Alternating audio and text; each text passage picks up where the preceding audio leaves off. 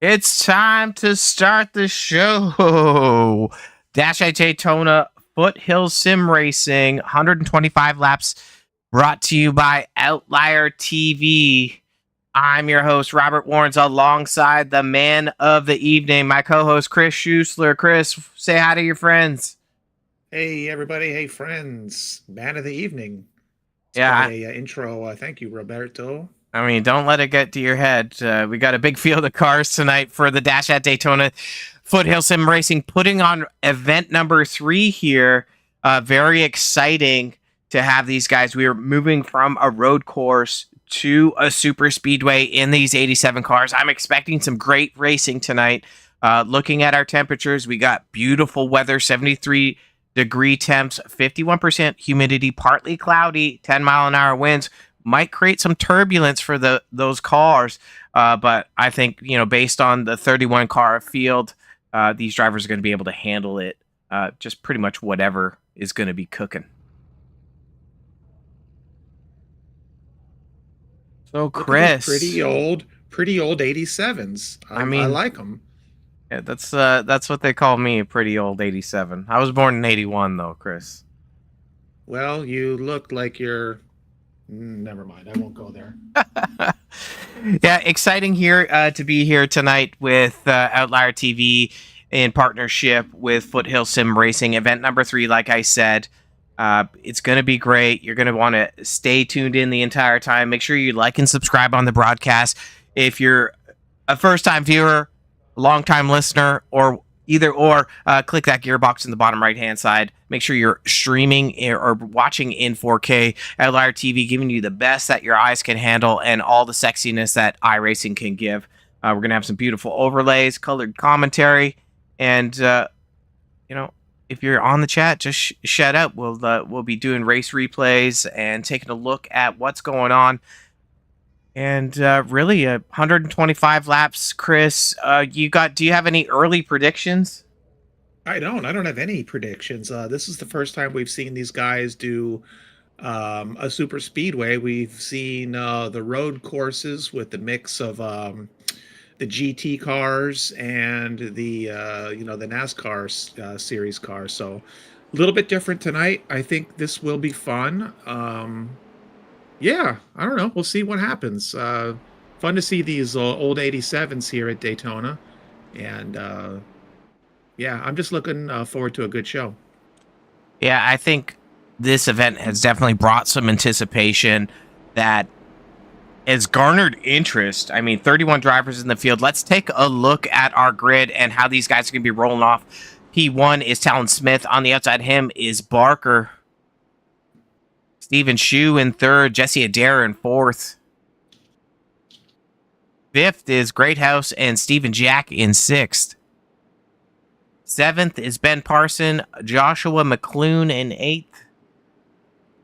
DJ Norris in 9th, and Malarkey in 9th, or 10th. Benke in 11th. 12th is Baldwin. 13th is Bourne. 14th is Ledford. 15th is Foster, followed by 16th is Strauss. 17th is Garside and Fitz in 18th. 19th is Daniels, Balmain in 20th. 21st is Douglas Henry in 22nd. 23rd is Sox and Spicer in 24th. 25th, Setana and Greg in 26th. 27th, Guerrero and Phillips in 28th. 29th is Corbett and Spalding in 30th. And rounding out the field is Wagner. We've seen a bunch of these names before. Some newcomers and old comers. And the green is out. So tight racing down the front stretch into turn 1. Smith and Barker leading the packs on both lanes. Shue on the bottom side, followed by the 40 of Greathouse. Greathouse, he's been in all 3 events, so nice to see these drivers have the support. Agreed, Robert. I was noticing that as well when you were going through the grid. We've seen a Great House race, all of these races, well, other drivers as well, but just um, I believe he's been in some of the GT cars, if I remember right. He was in the Miata last time we did this. Yep, absolutely. And you can see the drivers are already mixing it up for the lead. It's looking like the high side gets momentum, but Chris, one of the things that these drivers were talking about in the practice was how tire wear was a factor. So, these drivers have 5 sets of tires, 2 fast repairs. They're going to be going through them. Yeah, I would think so for sure. These 87s are pretty tough on tires, and it'll be interesting to see here if we have some long runs, how the tire wear will, be, an impact to the racing.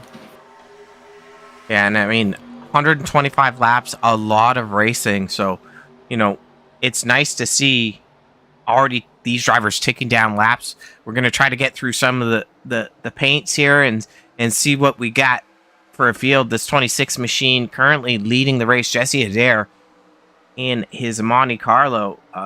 Good looking paint, Chris. For sure. You know what I wanted to touch on real quick is, again, you were going through the grid this evening, and I've noticed some of the drivers, they've been fairly successful, but some of them haven't been successful with each other, if that makes sense. So I'm interested to see. We should have a good race because some of these drivers are successful in certain leagues, but haven't driven with others who have been in different leagues and driven successfully. If you follow that logic. I think the short version is relationships are hard. Like ours, perhaps. I mean, I wouldn't tell my therapist that, but maybe that's what they interpreted.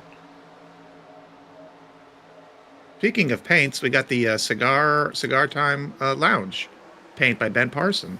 Yeah. Get those Escuderos. Taking the lead, doing a good job. I told him I was going to take up smoking after his last win last week. And yeah, I'm up to a pack a day. Well, you're doing good, buddy. That's for sure. Yeah. Ben marching up from the 7th spot, currently up in 1st. We got Barker in the 3rd spot. We'll go over to him next. He started 2nd. He's still up front. You can see just the field of cars down the backstretch. 31 drivers showing that they're in it to win it.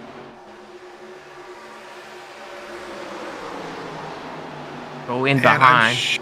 Go ahead. Sure, we'll get to it at some point. I was going to say, I'd just be eager to see some of the driver cams, not driver cams, but I'm sorry, cockpit cams, just to see how these guys are handling these early model, NASCARs. I mean, we're going to be bringing all the views, Chris. So, as long as Gearbox is one of them, right? I'll be happy. I mean, I'd be happy if you get your gearbox wish. Steven Jack here started 6th. He's rolling back. He got passed by Great House and Daniels in a blink of an eye. We got a yellow.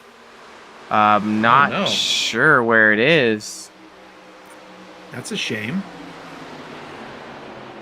Looks like we'll have to figure out what happened. What happened, did you say? What just happened? Your favorite part of the show. So, looking like I got Kale Spicer here. We're going to go flip over to that machine, the 66 machine of Kale Spicer. We're going to take a look and perhaps back it up here for a second as we get this out of the way.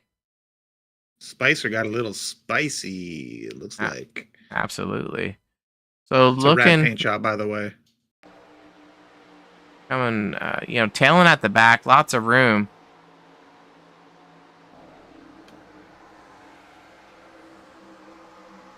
Gets a run. And that Zero machine looks like coming down the track. Let's take one more look at that. Can the 87s take a lot of abuse? We're going to find out, but back this up one more time.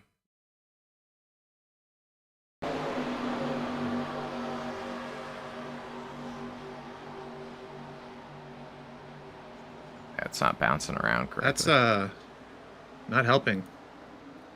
Telling me.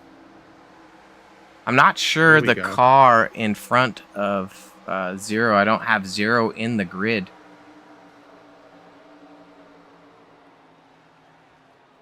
But definitely looking like, and excuse my injustice here, Chris. Well, I'll say this: we might not know exactly what just happened, but what you brought us, it sure looked good. I mean, it always looks good. We're just gonna look one more time. To me, the 66 is at the bottom. That Zero machine, I don't have a mix on who the Zero machine is. So we'll go back to live action here. Get ready to go green, but definitely the fault of the Zero once we figure out who that Zero machine is. This is where it's important to have that iRacing number lined up. But we got a little bit of time. So drivers are in the pits. Are they just topping off with some fuel? I wouldn't think they'd be taking tires yet. I mean, fuel's going to be super important. I would imagine that a tank of fuel is around 30 laps. We'll have to see if we get some feedback on that from the drivers, but we are going to take a look in the pits here. It looks like car Fitz is that Zero car would be at fault. So 18 for us, 0 on his car. Fitz is going to be getting an EOL. So what we're going to be doing is reviewing the cautions live here, making a hard call. First incident, driver's going to get an EOL. Second incident, driver gets a 30-second hold, and it should never get to it. But third incident, driver's going to be removed from the race. We want to preserve clean racing here for event 3 at Foothills Sim Racing, the Dash at Daytona, and we want a good show. So going to be rolling with some stiff penalties.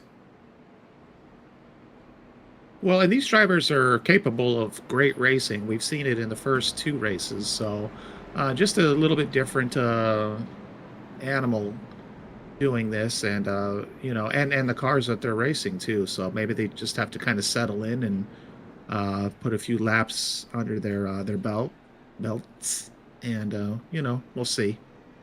That's a significant penalty. The hold, though, that can be a little factor on your race if you get a holding penalty. Well, hopefully it's a deterrent, right?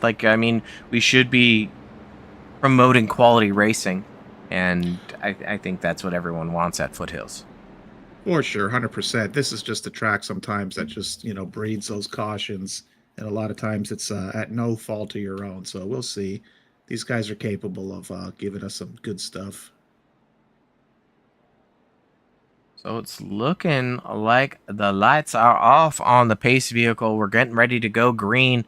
One caution kind of, at the back of the field. Wasn't the big one. We know that super speedway racing can create those. I don't know if we're going to see that today, though. What I do see, though, is the number 48. And you know why that's special to me. I do? You'll figure it out. You're not 48 years old. I said you'll figure it out. You're like 72.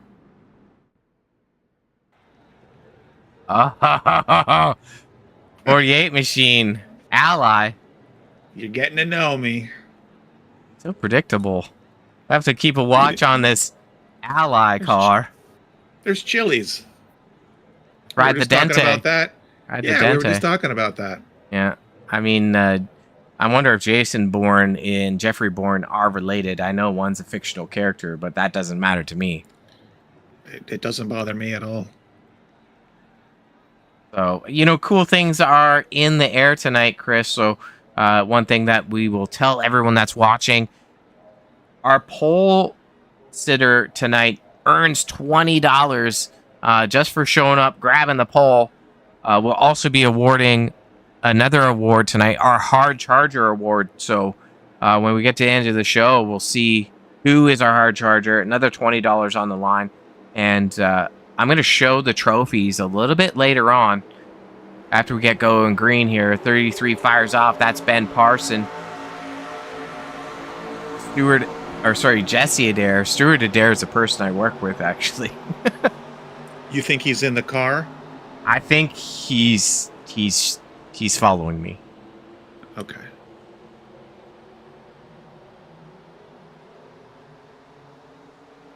Good job by Penn Parson getting down the backstretch. Drivers are all, there's a good line on the outside. These guys want to stack up and log some laps, because I think what's going to be interesting here is if we do get to that green flag window and we see drivers start to come in, it really is going to mix up that field.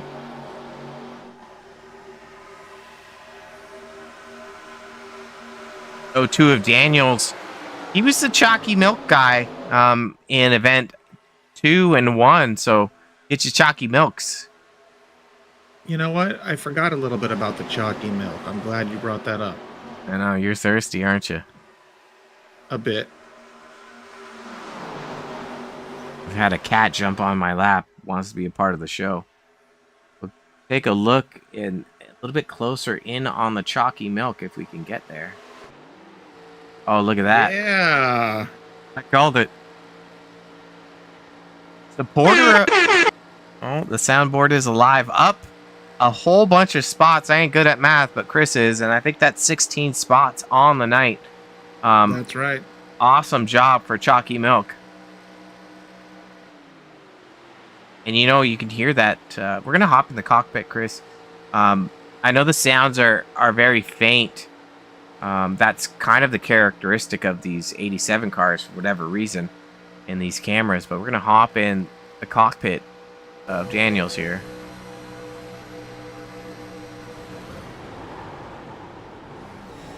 He's clutching. You hear the clutch pop? I did, and it sounded like a little understeer, perhaps. Well, you're popping the clutch. He's putting his foot back in, and it's also almost like it's creating some wheel slip. These cars are one of the fastest cars on the simulator. 213. And I think where it's going to get dicey is we're going to get about, 10 laps in. Let's listen just a couple turns. Well, just 2 more turns here. I just want to hear the clutch.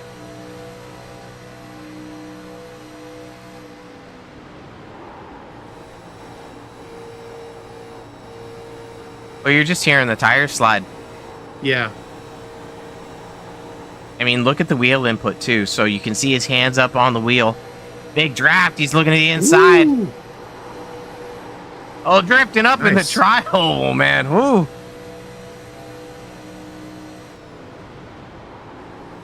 Nice. Awesome job by Daniels to make the pass there. I think Adair had to give way a little room because Daniels was sliding up the track.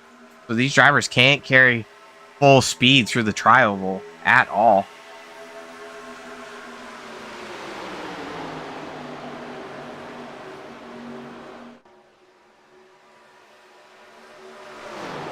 Daniels looking for that lead, making a move on the inside of the 33 of Parson with Adair in behind.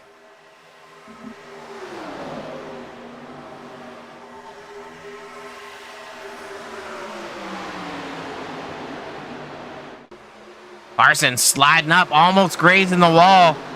Normally the cattles do that in the field, but he was wondering if there's any grass up in the white. Little battle further back. Let's take a look at this third pack of cars. They're 2x2.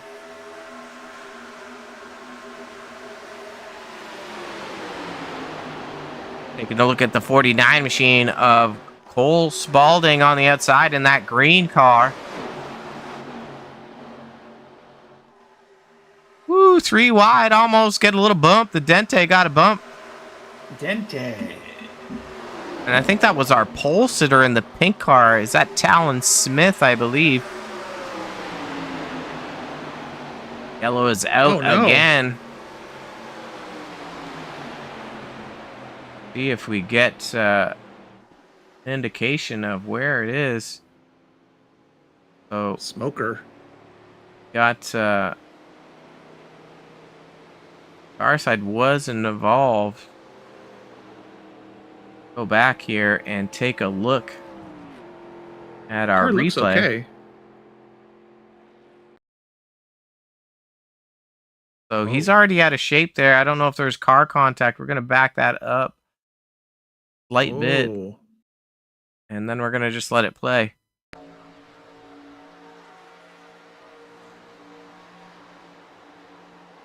Up in the tri-oval. I mean, slight contact from the 30 machine. But also Garside coming down. Take a look at it one more time. Garside recovers well from that. It looks like and I'm sorry, I don't know who's driving the mellow yellow, but looks like they got a harder impact on the wall.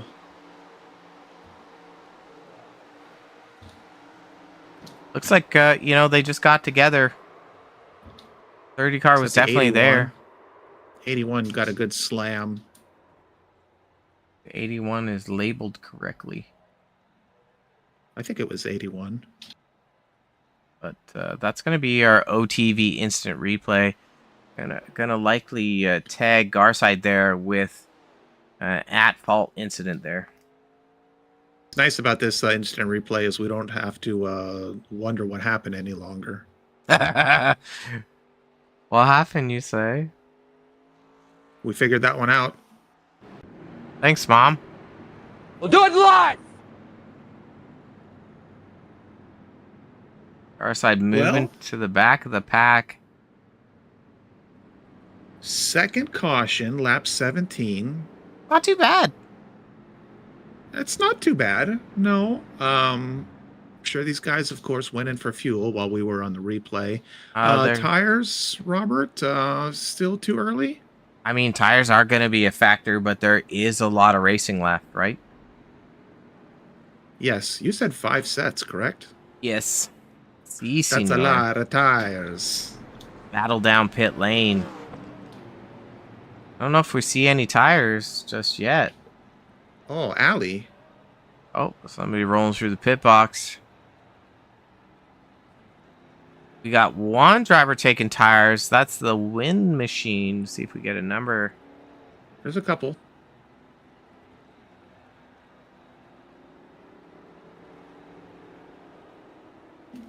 Still lots of time.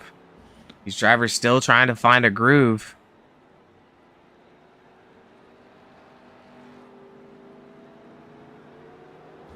Yeah, it looks like a bunch of drivers electing not to take tires. That position isn't super beneficial this early. Will we see these drivers come around again and take fuel? I think these guys up front here, so we'll take a look at our pit stop stats on the overlay. The top 10 have not pitted yet, so they've shuffled up. And you can see that Baldwin and Spalding, they pitted 10 laps ago, and then the drivers in behind all showing 0 means they just pitted. So, mixed of drivers there. We're just going to pop a quick instant replay screen up for a second here. I remembered that, Chris, I changed one of the settings in iRacing. And I'm looking forward to this. It's not a beneficial necessarily to anyone, but it's more so to do with the iRacing volume. So it's like, why is it so quiet? And hopefully this should help anyone viewing the stream hear it a little bit better. This is awfully quiet to me. Sounded good on my end, but yeah, jump in the chat and let us know if you are encountering any audio issues. So just taking a look at the chat here, we got Vince, a viewer in the chat, wants a shout out to Mr. Guerrero.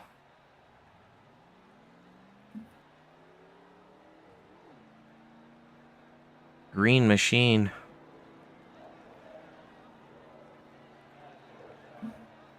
Oh, Presta Esports.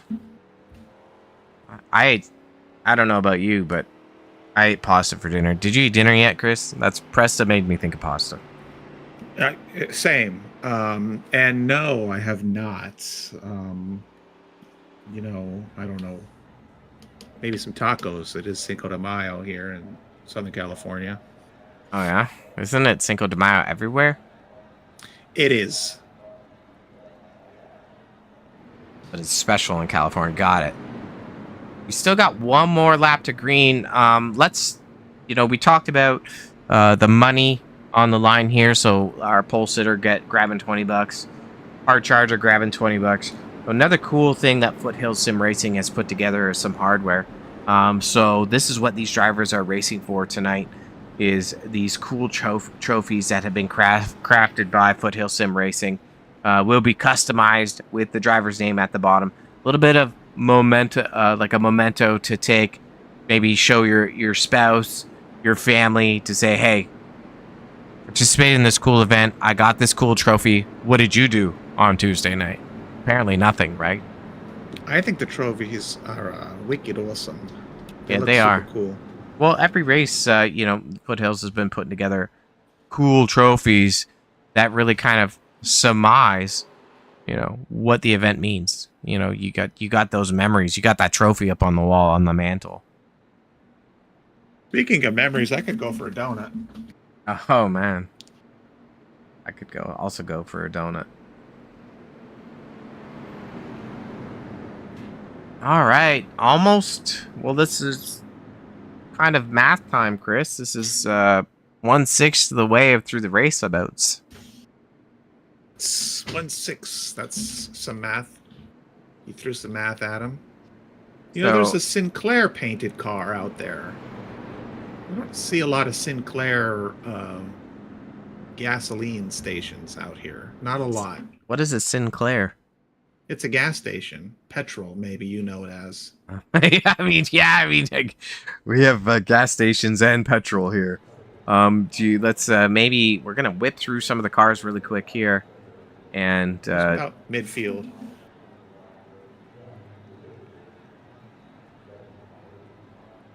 These two are swapping, messing up my cameras.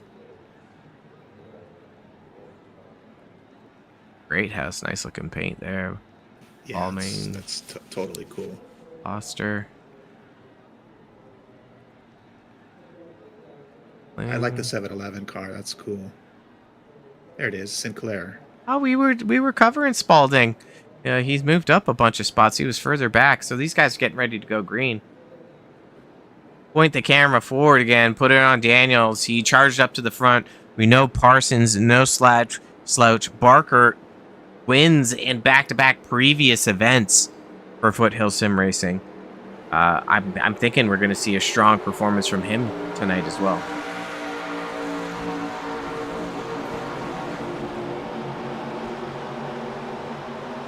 Excellent. A fire off from the O2 machine, but these cars are going to be very powerful in the draft. That's a 0-0 of Steven Shue in the mix.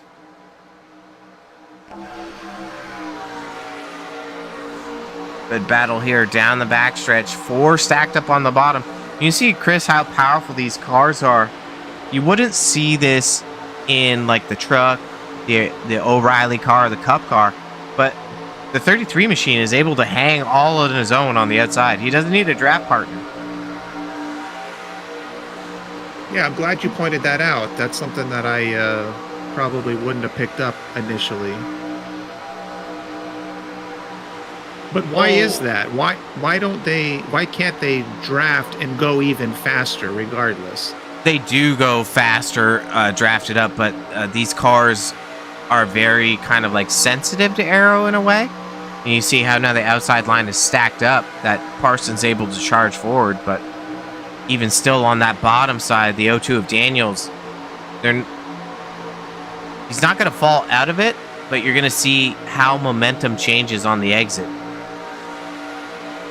So One other thing we're going to have to watch out for is Parson has broken away from that lead. Is who took tires and who got up in the mix. So we're going to bring up those pit stop stats again. And it looks like tires have not paid a dividend just yet. The top 9 still not pitted. We got the first car on the freshest of fresh tires. We'll go back to him now. I believe that's the 312 of Brandon Salk. Rushing the wall there, gets in the way. Well, the camera was a little behind. We'll go position.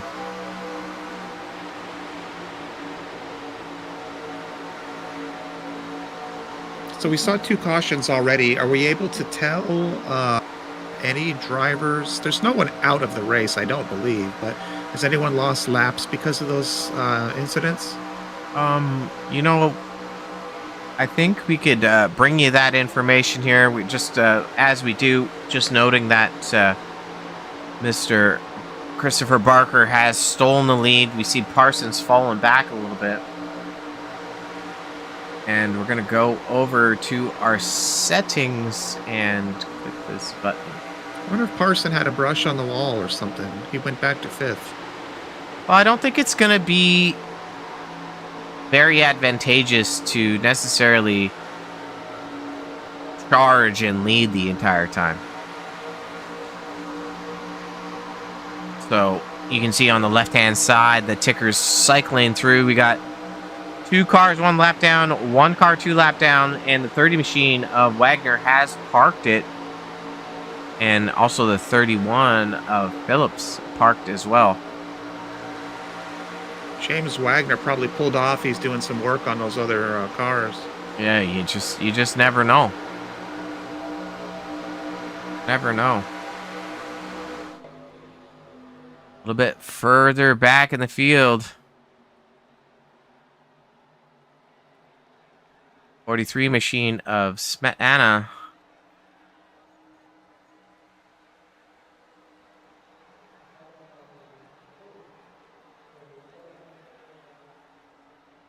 .43, but a 26 paint, 25 paint. So, a little closer on that. Take a look at the skins. Good racing there. Those guys are tight. Rocking a Premier Setups car. I'll hop in the cockpit.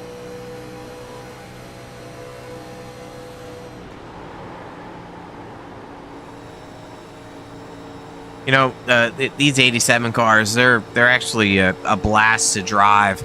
And what you're going to see as it progresses that, you know, super speedway racing, you're just flat out all the time. Not in these 87s. You're going to burn up your tires. Get yourself maybe in a little bit of hot water. So this takes a little bit more patience, a little more, I don't want to say skill, but you can't just have your foot in it and go around. Is that kind of what you're getting at a little bit? Yeah, exactly. You got to be more strategic. Not that super speedway racing isn't strategic, but these definitely garner just a little bit more because you got to manage tires here more than you would in pretty much any other car.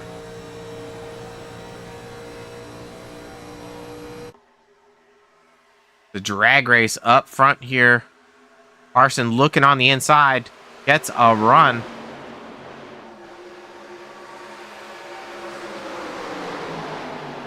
Just as I was going to comment, the 46 00 are teammates.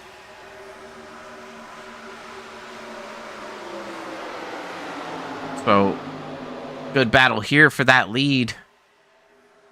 These two drivers keep duking it out. Oh, no. I think he's able to square it up. Yeah. Look at that. Great driving by the drivers. Smetana? I think I don't know. Jesse Adair was the one going sideways. just, now we're going to start to see these cars start to slide up the track.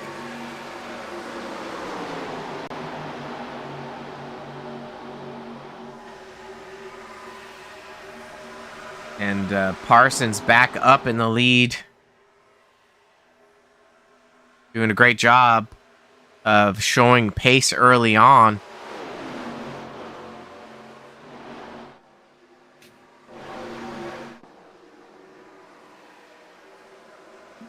Yeah, Smetana still up in the mix. I'm not exactly sure where the contact came from.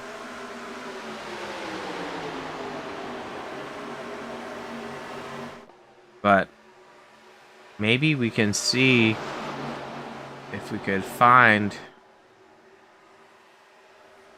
a little replay here. So I'm going to go to an OTV instant replay and see if we can see that contact just as it happened. So I'm going to speed it up here. Driver's running down into turn 1. Contact's actually up there. That is wild. Were you correct? Well, it happened ahead of Smetana. I think it was the 312. Brant Sox? His Sox is still up there. Gonna have to, it might have been Great. No, I don't think it was Great House either. We'll just have to keep watching, Chris. I mean, that's all we can do here at Outlier TV. Just keep watching. Classic example of we don't know what just happened.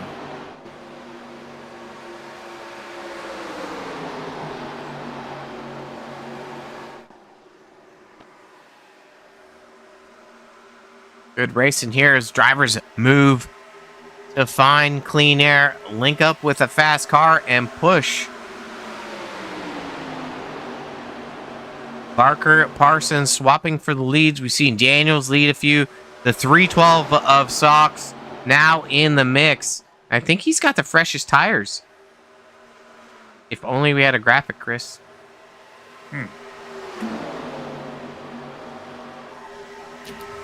And yeah, that 312 machine, freshest tires up front here. So as they start to wear down, he's going to get faster and faster. And at the 83 machine of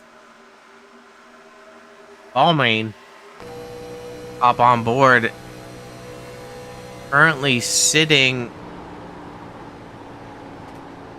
in 7th, doing a great job of just holding the line at the bottom, not letting that car wash up, doesn't want to wear the tires.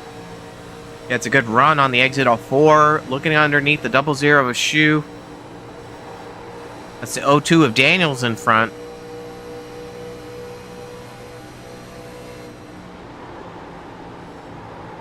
Almost so much wheel input. That's crazy, Chris. Like, you're looking the speed on the right-hand side.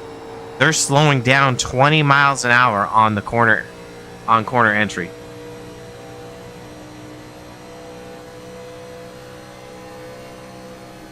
Big draft, 218. Down to a 190. And they've been doing a good job because we're on lap 35 here. See, but what is going to be very prevalent? Ooh, slight contact there. Baldwin and Parsons do some non-consensual touching.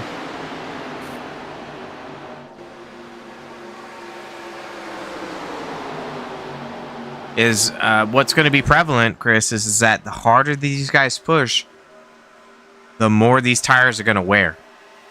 And yeah, and the harder the cars will be to drive. I mean, yeah, and it's just, you're not going to have speed.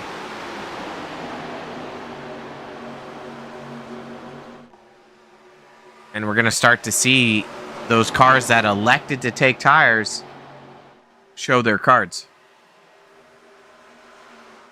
So I think now is a good time to do some math. What do you say? I love math. Okay, so let's see here. When was the last caution? When did these guys come in for some fuel? Last I'm sure caution. You have a graphic. We can look at our pit stop stats. We know that 18 laps ago was the earliest pit, so around lap 18. So we are on 36. So what's some math there? 18, 20, 60, another 18. That's 18 laps since that pit stop. Yes. And how many laps do we anticipate these guys being able to go on full tank? I'm guessing around 30, but we did not confirm that. So some of these drivers will pop around. You can see the graphic on the bottom left-hand side. Smith showing that he's got about what is that? Third of a tank? We're going to go up to the agree with that. 46 machine of Barker. Barker showing empty. Oh. So what we're going to do... Yeah, sorry, I just... You know what I'm getting at. Yeah. Well, there's 3 different strategies right here. We have the guys that pitted most recently, the guys that pitted on the first caution, and some of the drivers that didn't pit at all. So once, you know, the main group of drivers that didn't pit at all pit, we'll be able to recalibrate the fuel to give you a little bit more information on El Ratio. I want you to know that I'm thinking of this race so far as a plate of nachos. And right now I need some hot sauce. All right. So like, I want some green flag pit stops. I just want to see some spice. Well, I want to see green flag pit stops. I don't know if that's the kind of spice you were looking for. It is right now. I want to see. I don't want another caution and everyone, you know, pops up. The guys that are almost out of fuel, that fixes that problem. You know what I'm saying? It's like, okay, we got guys that are out of fuel almost. They need to come in. Let's keep that strategy alive at the moment. Absolutely. Let's keep the shake up. That's kind of like where I'm coming from. I don't say it so well, but doo-doo. Yeah, a little bit of doo-doo is right. Yeah. Chris, were you a Days of Thunder fan? Like, yeah, I was. I've only seen that movie maybe once or twice, and that was like really? when it came out. So, really, yeah, I thought it was cool. I mean, you know, I'm a fan of Top Gun, Castaway, several others. I'll give you a list later, but yeah, I thought it was a cool movie. I mean, shout out to Ledford here, rocking the Cole Trickle and Rowdy Burns. I knew where you were going. I hope so. I felt alone. Yeah. 93 of John Gregg in a track house. Of me on live TV. I mean, that wouldn't be a first time. No. Jesse Adair falling back a little bit. He was up front doing the dance. Taking a look at now the 8 machine of McClune. Moving up. I like that 8 machine. Yeah, makes you thinks of wieners, huh? Perhaps. I definitely like the Sinclair car. Sinclair Mobile. Good race. Look at these drivers. You know, this event is definitely delivering, bringing together the iRacing community, all powered by Foothills Sim Racing for the 125 Dash at Daytona. Money on the line, bragging rights, and some cool dang hardware. Yeah, Foothills Sim Racing does a good job of just creating some good race lineups, race scenarios, stuff that's entertaining for us to, entertaining for the drivers, entertaining for us to broadcast watching these drivers, and entertaining for the viewers. So definitely a fan of this league, and happy to be here. Heck yeah, brother. Current hard charger is the 312 of Sox. Boobs are huge. Yeah, we talked about this yesterday too, Chris, when we were we were covering Extreme Forces Racing League. Yellow is out. Oh man. Ow. Looking like we have a driver involved, shown as an off track. We're gonna bring our what happened. What just happened? Chris loving weenies. Thank you, God. So looking like the 35 machine of Benke is loose on entry. I'm going to back it up just a little bit more.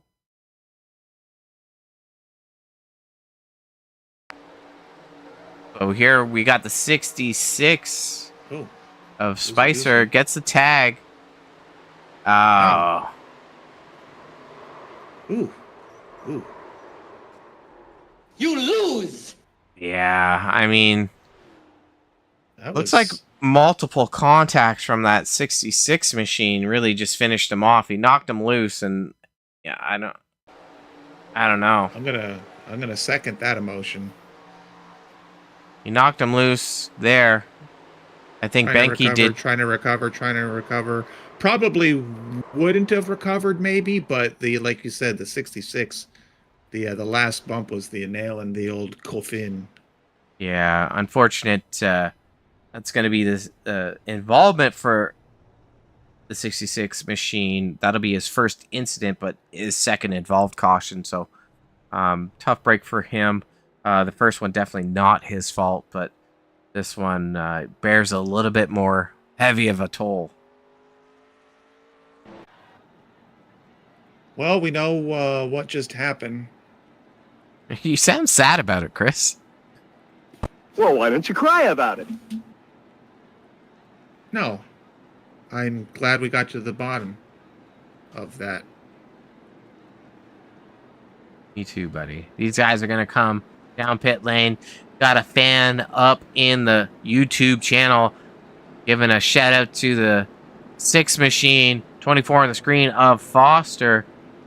Started 15th. He fell back a little bit, but I think that's kind of a strategy. Got to be there at the end to win, Chris. You know that. Got to be in it to win it.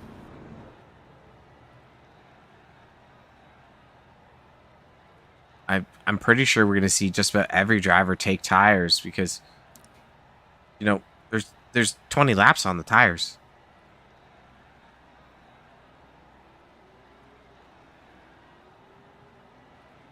A race off a pit road. This. That is good. Gonna take a look at our top 5. Current leader is the 312 of Sox. Parson in second. Daniels third.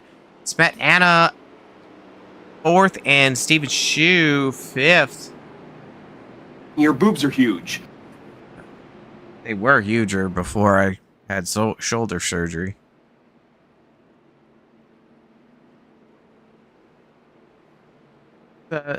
Definitely gonna be not the spice you wanted, Chris. No, it's not exactly what I was looking for, but it's early in the race, and you know. Yeah, I mean we're life gives you lemons, you make lemonade. Guess so. If you're into that. I like lemonade. Is it sugar free? Nope. Oh man, I don't know about that then. We just passed 1/3 of the race, Chris. There's some math again. Brought to you by math. So let's maybe do a quick roll through some of these cars that we got some more time. But the 312 coming down the pits. Our leader electing to top up and shuffle back. Your boobs are huge. He wants to splash up. After charging up to the front, interesting strategy for that 312 machine. Lights are off on the pace car, getting ready to go green for lap 46. That'll be our third caution of the night. So Ben Parsons, Outlier TV, has seen Ben numerous occasions, been a strong runner. 02 of Daniels has run all 3 events from Foothills Sim Racing. The 43 or 25 on your screen. Smet Anna, newcomer, and Steven Shue, also a staple for Foothills Sim Racing. And in that 5th spot is Malarkey, and he's a newcomer in the series as well. So top 5 familiar, new, and old drivers. You know, quite the mix up at the front. I think we've also seen in that 6th spot is Rick Baldwin. He's been a part of those events as well. So interesting that we have the variety of drivers that we do. No, I like that. Like I was kind of touching on, we've seen some successful drivers, but not successful together, I guess. Coming from different leagues and, yeah, near and far.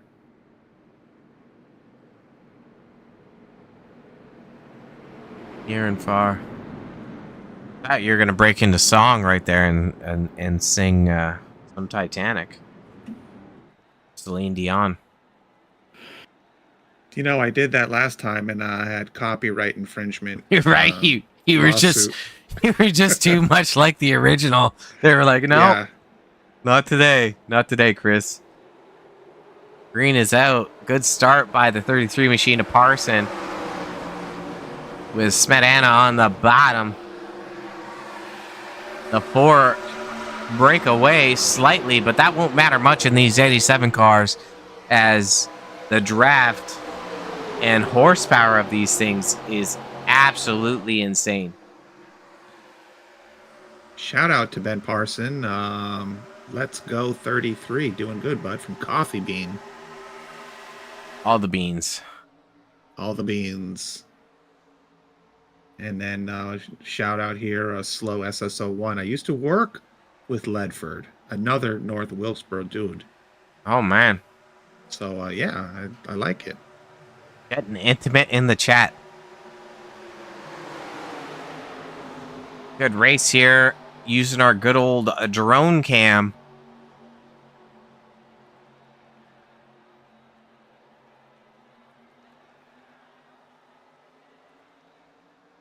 It looked like, let's see, I'm trying to make sense of this. The 9, Corbett, was that our leader? No, Socks in the 312. Oh, yeah. And move over to similar cars. Dropper can. Parsons broken away a couple car lengths. We're going to see how strong the O2 of Daniels is. Man, there's a lot of racing left. You know, our next estimates here is that we're thinking that we're going to have about 40 laps of fuel in these cars. We're going to bump it up.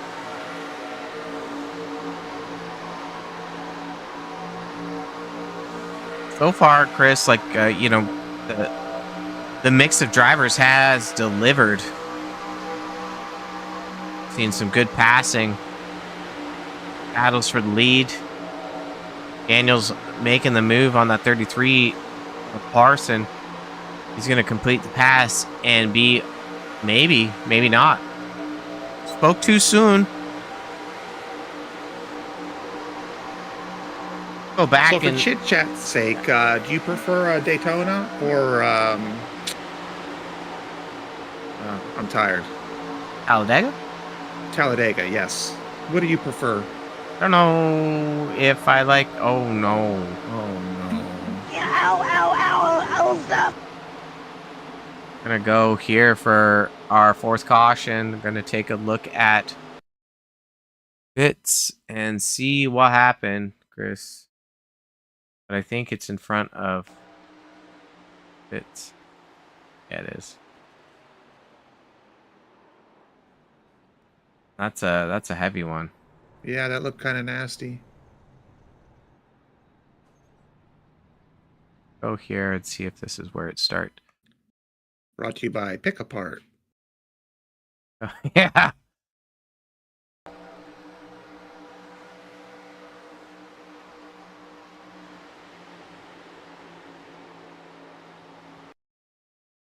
Ooh. Need a car number. 31. Ooh, 77. 58. Oh, 585. Almost got through. I'm going to back that up here. Oh, sorry. Not Brian Douglas. So we're taking a look at Brian Douglas now. That's a 77 in front of him of Steve and Jack.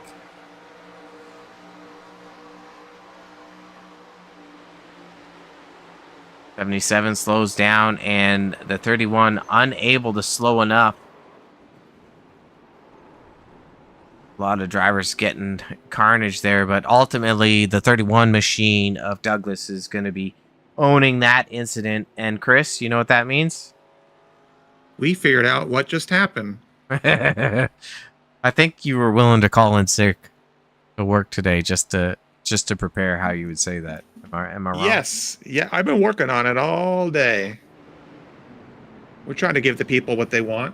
They want to know what just happened. We're going to deliver it. Yeah, and I mean, I expected to see drivers misjudging how other drivers, are entering the corner, because saving tires is going to be very prevalent the later we get into a run. Unfortunately, there for that 31 machine misjudging the entry on the 77. So getting in the back of Steve and Jack, as that 77 machine was really just being conservative with his equipment. Well, for chit chat's sake, again, I'll use that. Yeah, I said it. We were just coming off of a restart there where people were getting tires and fuel, and so does that last caution just I should say, should the tires have a role in that latest caution? Just people sort of getting back into it, a restart, colder tires, I don't think anyone elected to not take tires. That makes sense. So I'm going to imagine that everyone was on equal ground, but some drivers just might have been pushing a little bit harder. Yeah, I think that's kind of like what I was touching on. Is like they were all on equal ground, but sometimes just the restarts, and after you're then driving at a certain pace and level, and then you come back out and restart, and you're on the tires that might not have the initial grip, you have that accident. And yeah, exactly, Chris. It's almost like you've done me. No, I think you've done this before. I'm growing. Thank you, God. Indeed. I'm growing. Let's see here. We'll go to the chat here for a second.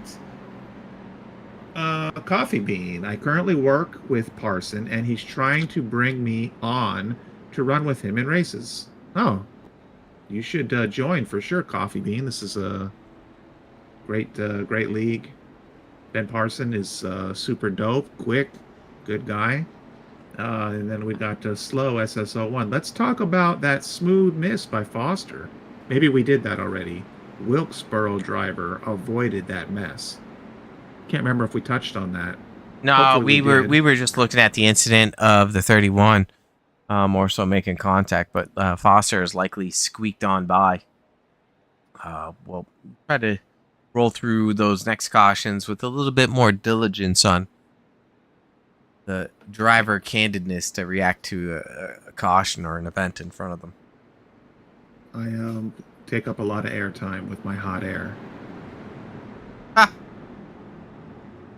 And then I know we're about to restart here from Slow SSO1. Been trying to convince him to join a moon car race one evening, but I'll settle for the 87s. Robert, what's a moon car race? You're going to have to Google that one. Maybe we can get our friend in the chat to enlighten us, but I'm not a moon car kind of guy because I don't know what they are. I'll take you for a drive in the moonlight. Yeah, I bet you will, baby. Hated it. Or love it. Who's True. to say? Yeah, I don't have that drop right now. Not yet. Let's take a look at some of our weather. So we started with the 73 air temp. Our track temp's 88. I really think it's indicative of what we've seen for the 4 cautions so far, but wind relatively the same, still partly cloudy, 51% humidity. Not much change in the overall conditions in the hot Daytona sun. Robert, this is going to sound like sarcasm, and it's not, but I like when you do the weather segment. Okay. You just sound kind of like a weatherman. You do a good job when you deliver the weather. So I mean that complimentary, not sarcastically. I'm not. It's kind of hard to offend me. So I wasn't. I didn't think you would be. So I mean, Let's even get back to business. Yeah, even if you were joking or not, or serious, I'd be like, okay, you know. Good start by the 33 of Parsons with Daniels on the outside, shooing behind Barker, and then a battle for fifth between Baldwin and Malarkey.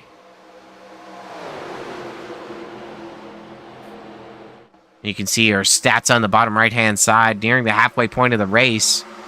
4 cautions for 13 laps, 9 lead changes. So, you know, I'm expecting over 20 lead changes at least before we get all said and done.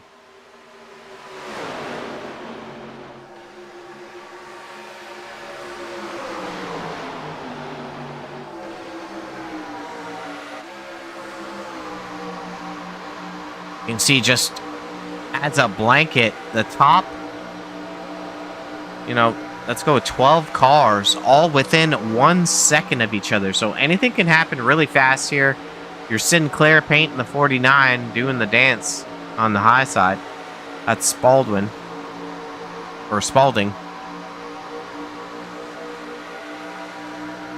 Drag race down the back stretch as we're going to be entering into turn 3.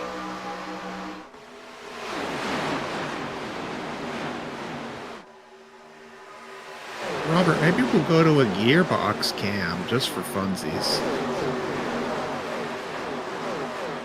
Of course. It's a little treat to myself.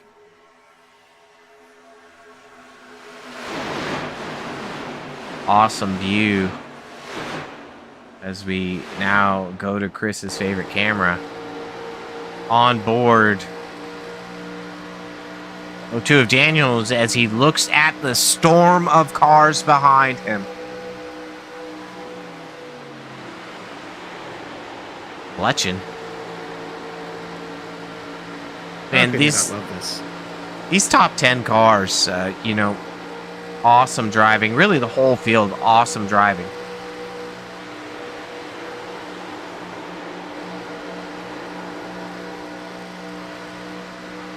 And Daniel's currently in 6th. We're going to use the nose cam. See, looking forward now. So looking behind, looking forward. Got a car on the bottom.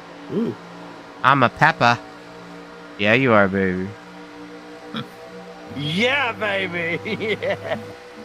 40 Machine of Great House. You know, Chris, we mentioned him earlier on in the broadcast about being a staple here in these events. And Rockin' Hot Wheels. I know you like to play with dinkies, but what about dinky cars, Chris? Did you ever play with them as a kid? Do I have to talk about this right now? It's a safe place. Outlier TV broadcast booth. Wait. Safe place. Are we live? No. It's a safe place. Oh, my goodness. I'll say this. Great house, a great driver. And I would imagine he's probably just trying to deliver some heat, but maintain, like, just let it simmer. I'm trying to use some cooking analogies or metaphors, you know? Yeah, it may be melting the butter right now, just, you know, heating up the pan. Yeah, exactly. You know, we'll see when we get to some closing stages, but, you know, there's no need to go hard just yet. Absolutely not.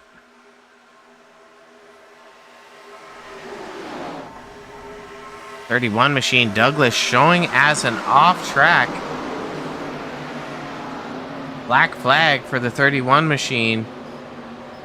Looks like a pit exit issue. Douglas has crashed, showing on the race report. It's going to switch over to our Outlier TV instant replay here. Looks like a solo spin. What does it say? Yoda on the back? I don't know if he got help or what's going on here.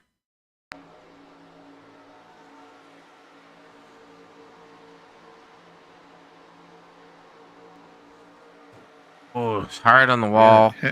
Yeah, that'll help.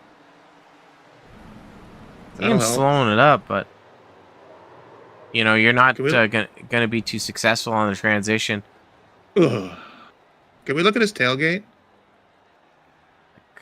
The chase? His, you know, Yoda. That was for May the 4th be with you. May the car be parked with you. Yeah. He's pulled to the pits there. That'll be our OTV instant replay, bringing you all the spicy sauce. Could we get the cameraman any further away? What do you think? Yeah, zoom in, buddy. This is the spectators. This is like we're up in the grandstand. We're looking at our $1 million seats here. Good Right. battle for the lead. Crowd is into it though. I'll say that. And in a chat, wondering if we have fixed or custom setups. I believe these are all fixed, right? Yeah, it's an iRacing fix setup. So whatever iRacing Your boobs delivers are here. huge. The 312 of Brandon Sox back up. We saw him pit after leading, and now he's looking for room on the 02 of Daniels. Moving around all over the track, getting Daniels a little bit loosey-boosey.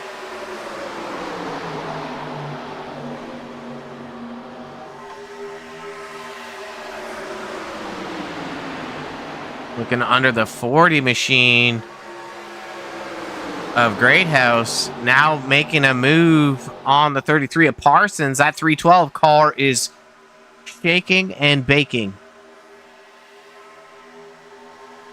Did you just talk about bacon? No. Hey, King. Oh. 66 of Spicer is not a lead lap car.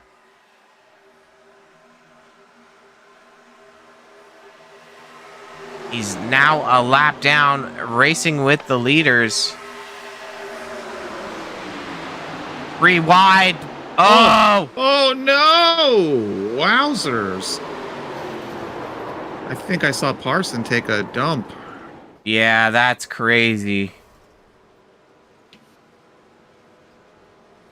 Doo-doo. We're gonna go back here for our OTV They're instant still just replay. getting wrecked. I'm not sure what exactly was happening here, but we're gonna hop in the cockpit of Is the it two machine. The driver in the Sinclair car is a lap down? Is that what you're saying? No, the 66 on the bottom. Unfortunate there, the contact was from the 73 Malarkey on, is it? Yeah, the Sinclair is the 49 machine of Spalding. That was my paint of the day pick. Up into the 83. Watch Yeesh. 02 of Daniels gets by. And Oh boy. wait, shout out to Foster. Shout out to Foster. We got that one. That's nice. How do you miss the parking lot? Boy. That's crazy. A lot of cars are all torn up in this battle. I mean, I can't even count them. That would be characterized as the big one. Fault on the 73 for causing the incident, for sure, getting into the back of the 49 of Spalding. But that's going to be our OTV instant replay. I think we figured it out. You know, one thing I've never noticed before until this wreck and replays that OTV what just happened brought us, but the emergency vehicles had their lights going. I never noticed that before. I never noticed that. I didn't even notice. That's pretty cool. What was I gonna say now? That's Time for I have to fuel. come up with a new graphic. Outlier TV brings you fail of the day. Oh, ouch. So that'll be something I'll work on tomorrow. Yeah, I mean, get to it, buddy. I don't want to pressure you too hard, but you got to give the people what they want. You know, Yeah. watch the battle down pit road here.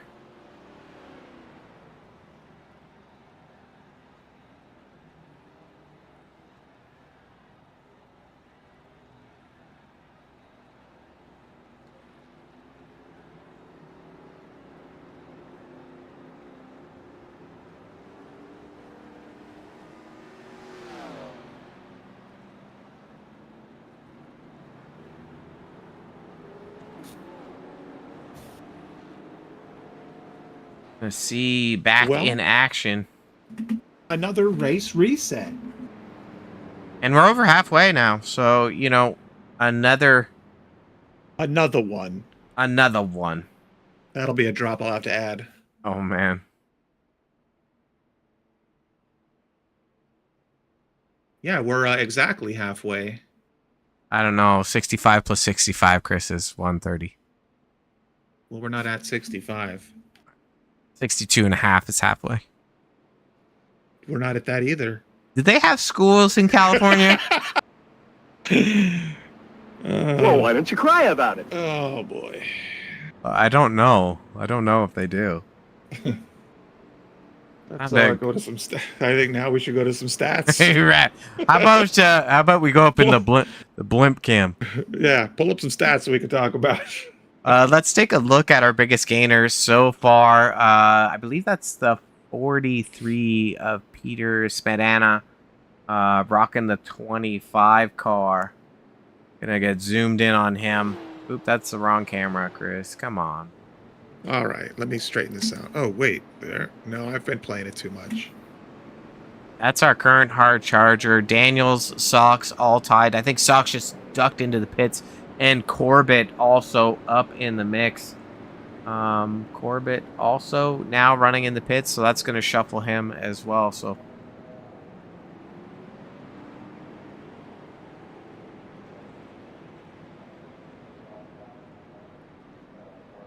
That Greathouse up to second place. yeah, the couple drivers electing not to pit. So Daniels and Greathouse not pitting. Going to pull up our Statty McStattersons here. So 21 laps since Daniels and Greathouse pitted. 14 for Fitz. So Fitz was in on that last caution.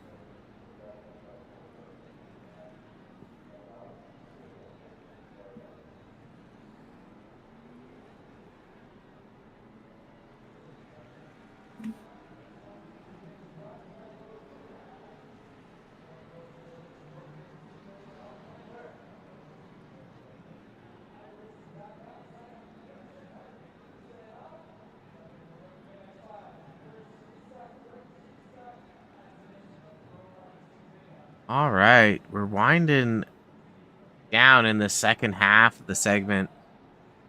5 cautions so far. I mean, kind of to be somewhat expected. I'm hoping we can squeeze in a green flag stop. Chris, I don't know. Do you think that's in the cards tonight?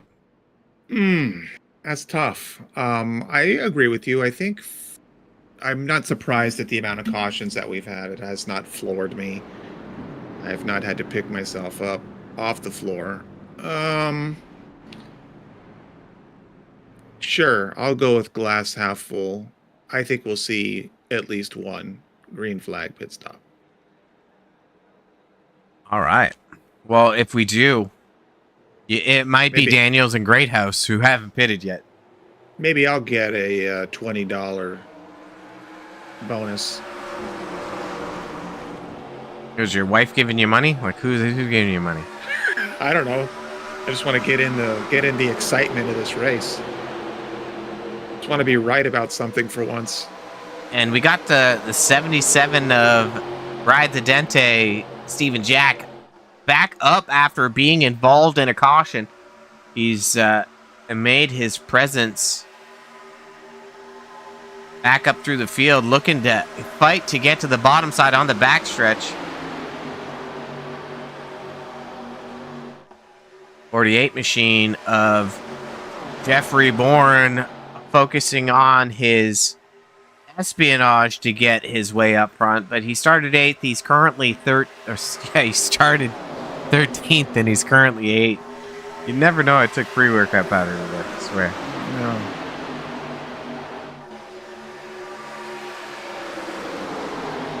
A bunch of these drivers, 2 fast repairs. I'm thinking we're seeing more and more cars retire. 3 wide. Are you positive on the 2 fast repairs? I thought it was only 1. But I'm wrong a lot. It was a late race admin decision to offer a different, a second fast repair just because These cars are a handful to drive, and we're fostering a community of fun and respectful racing. So just thought it would be more gracious to allow drivers a second reset. 43 running on the paint. Barker makes the run on the outside. He's going to have the pole.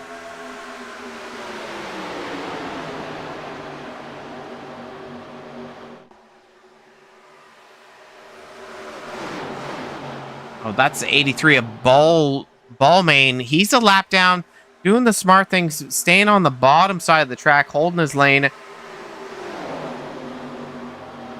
There was some wall action back there. 77, I believe. Steven Jack there following like a rock.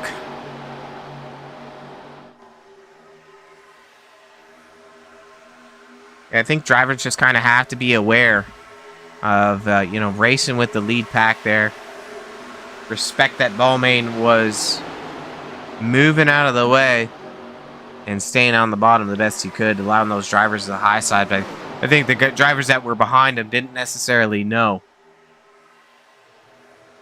he was a lapper.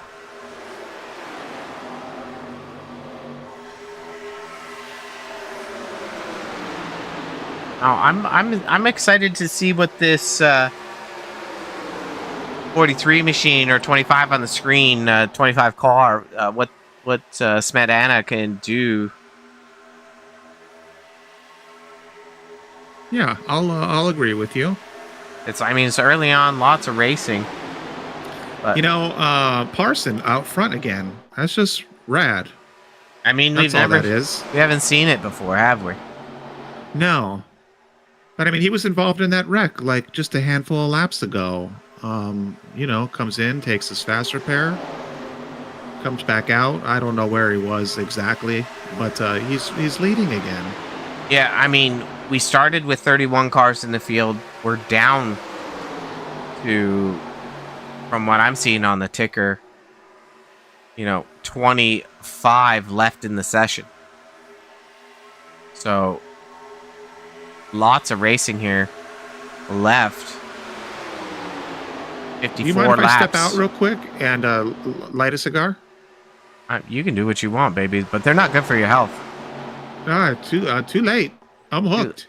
Woo! Checking up. Driver's able to get squared away.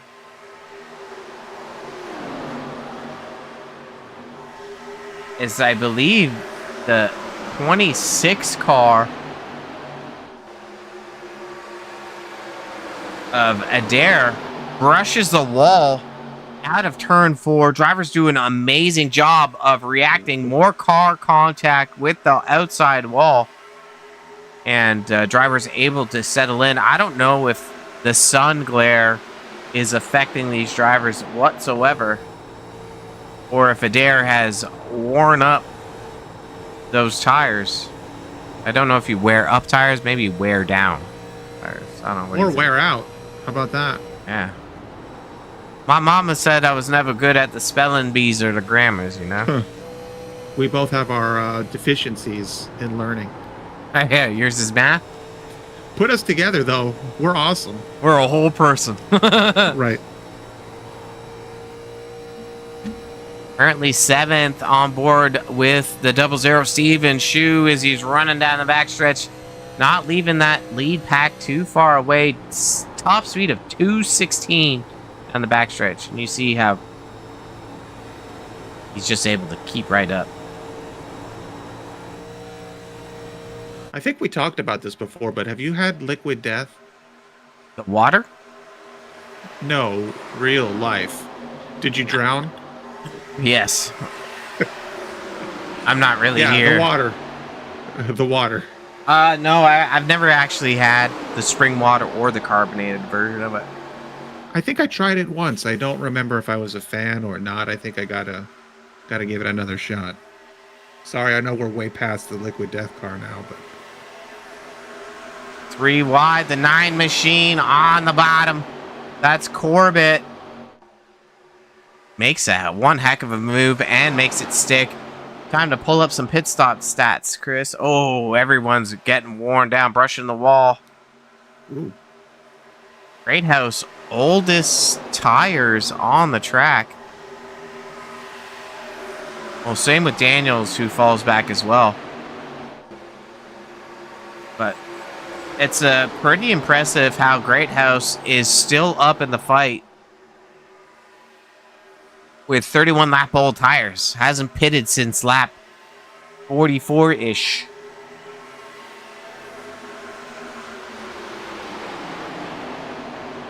Gonna hop in the cockpit of that 40 machine. Take a look at his wheel inputs. It's got to be coming up on that fuel window.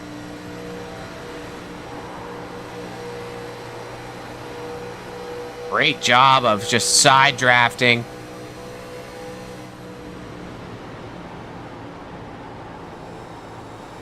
$190 in the corner still. 19 of Rick Baldwin. Liquid Death. There you go, Chris. I finally caught up to it. We'll share a Liquid Death next week. Will we? There's that Hornet car. And these drivers are doing a phenomenal job sharing the track. 46 of Barker brushes the wall on the exit of 4. Drivers are able to square away.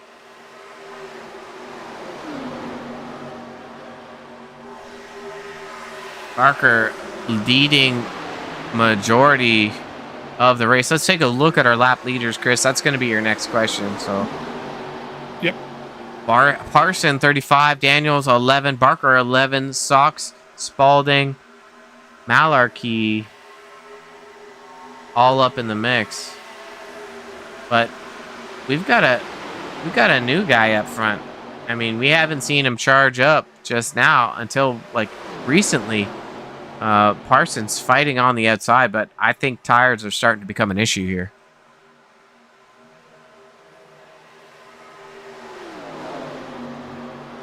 And you said you had your eye on Smetana coming through. I mean, he's on the bottom side, making it stick underneath the 9 machine. Parsons 3 wide. Oh, wow. What a move. Along with Baldwin on the bottom. What a move. Driver's doing an amazing job there. Look at that. That's the kind of dancing that we want to see. Oh, Parsons gets a little shot from Smetana. Oh, 19 Baldwin. No. Oh, no. Ow, stop. Oh. Foster Foster again, kind of making it through. Everyone was just doing rad. I mean, till they weren't. Till they weren't. Oh, boy. Let's figure out what just happened. Man, it's hard to recall what just happened. On board, the 19 of Rick Baldwin gets a bump, goes to give a bump, tries not to, slides down, and almost like recovered. I mean, almost doesn't count here. It is 00 Steven Shue, 312 of Steven Sox, 711. Did Great House make it through? Great House, minimal damage. Yeah, I think he's all right. Big stack of cars on the high side. The 312 getting wrecked. I mean, tough for him. Alan Smith. 52 is, yeah. That was our pole sitter. You lose. There's the fans. Yeah, I mean, they're there. That's a big accident right there. We're gonna see a couple more cars parked after I'm this. gonna work on my fail of the day graphic. I'm gonna go back. I'm gonna need to... Here. I'm not, it's a shame to call it on the 19, but 19 does lose control of his car. I mean, he's kind of got to own that. So, Shoe's got nowhere to go. He's swerving. So, I mean, unfortunate call here. Because, I mean, doing a heck of a job. If there was nobody on the track with the 19 car, Baldwin would have been a hero. But unfortunately for Baldwin, not so much the hero in this case. I'll agree with you on that. And just the carnage of everyone. You see a driver. Oh boy, look at that. Missile. Bam. You're 49 of Spalding. It's through. So what we're going to do is we're going to give the people what they want, Chris. I think we're pretty good at that. We're just going to back it up here. So we know the caution's happening. We're on board with the 49 of Cole Spalding. And this is what he sees a little bit further back.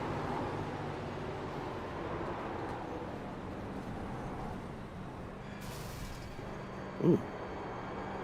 Wow. That's driving. Tell me that wasn't sexy. No, that's driving. I think that's I'll say 20% luck. Ooh. I'm not taking away anything from what he did, but he had some luck there. The path did kind of clear away a little bit. Well, you got to drive through the path to clear the path, right? So yeah. Fine, Robert. Fine. Come on. This guy's a hard critic. Gonna get some chirps in the chat on Chris for marginalizing Spalding's driving skill. Jeez. Diarrhea. You're gonna make me the enemy. Too late. And go back up front here to our leader. Big shuffle up, Chris. We got 44 laps to go. That isn't a lot of time in Timeline. Hey, who's someone was going around? Do we have a 30? No, that's Wagner. Someone loves Brit. I wanted to shout her out. Loves I don't know Brit. what the car was. It was like a brown goldish car, I think, coming around. Go to the back of the field. Me? No, me. The back of the field. No. I mean, I'm just trying to give the people what they want.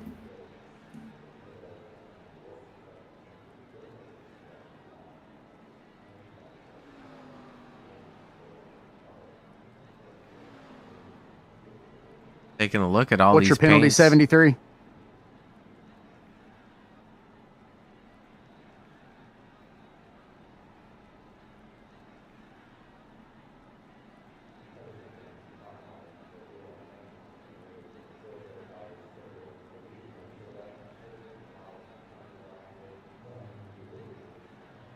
Taking a look at these paints here. 35 of Benke.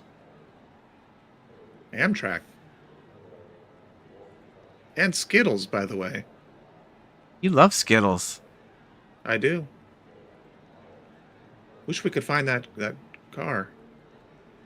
Yes, slow, SSO1, everything is different in Cali. Steve Overture's passing under yellow.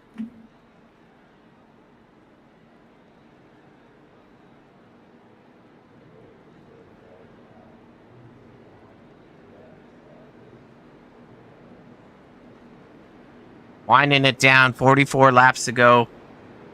Smetana. Saying Smetana before, but I bet you it's Smetana. Be better, Chris. I didn't want to correct you, buddy. I was trying to... I wanted to respect you. Oh, God.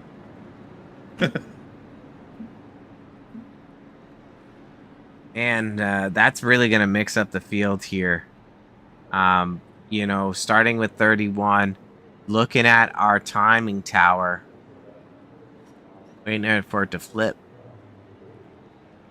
One more time. We got about 17 cars on the lead lap, maybe 18. So we're nearing half of the field has been retired. We lost a couple good drivers. That was noted up in the chat as well.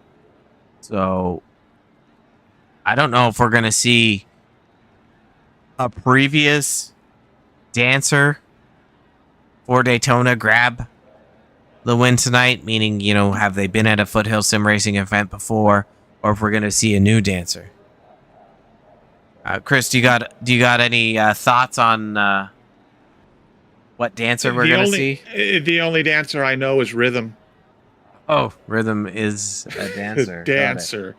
Yeah, and while we're on a little breaky poo here, what is the number there? 35. It's Banky, just to do a little correction. And big fan of trains, so I just, like I said, would throw that out there. Banky, and number 35 in 5th place. And it's a super sweet paint. We're losing our leader, the 33 of Parson. Might be suffering some mechanical issues with that car. We don't have a lock on his position. Not sure if he's tucked behind the pit wall, but it showed out. Yeah. Green is away, but no 33 in the field.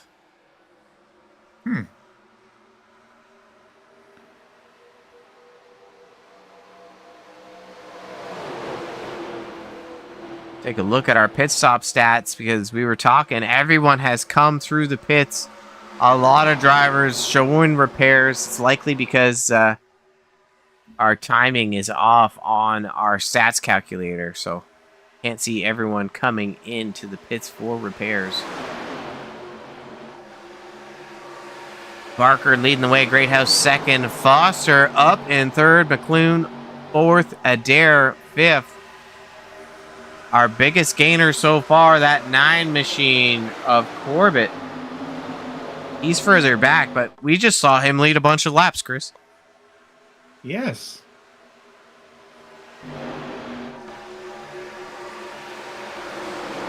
On the move, 00 Steve and Shu charging up. Let's hop in the cockpit of one of these drivers. Chris, you want to pick your favorite driver that you want to jump in the car for, bud? Well, I'll tell you what. Let's go to number 40. On the cockpit of Greathouse as he's chasing down the leader, the 46 of Barker. I think Barker's going to have his hands full today.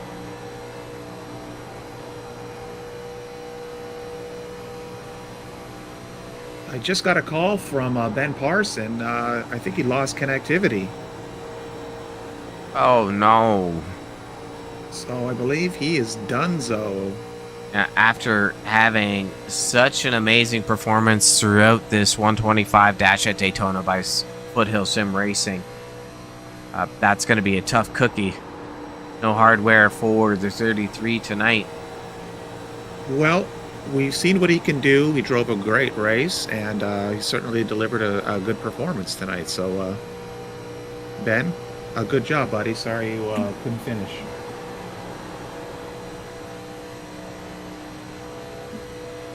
We actually got a couple Foothills drivers up in the mix.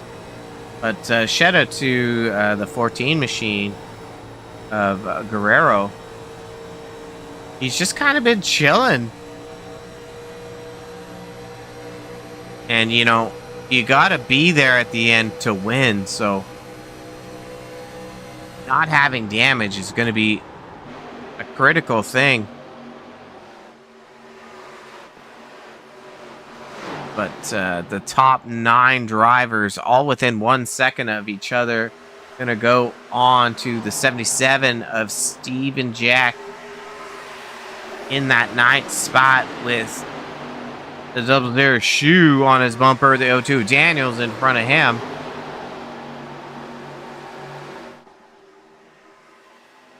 So help me with this thought. Help me give some flowers here. We shout out Foothills Sim Racing for their creativity in bringing us very entertaining setups for their races.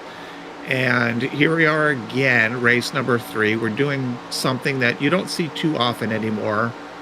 Drivers are at Daytona. Of course, Daytona is raced often, but I don't think The 87s are raced very often, and I don't know if you want to correct me on that, Robert.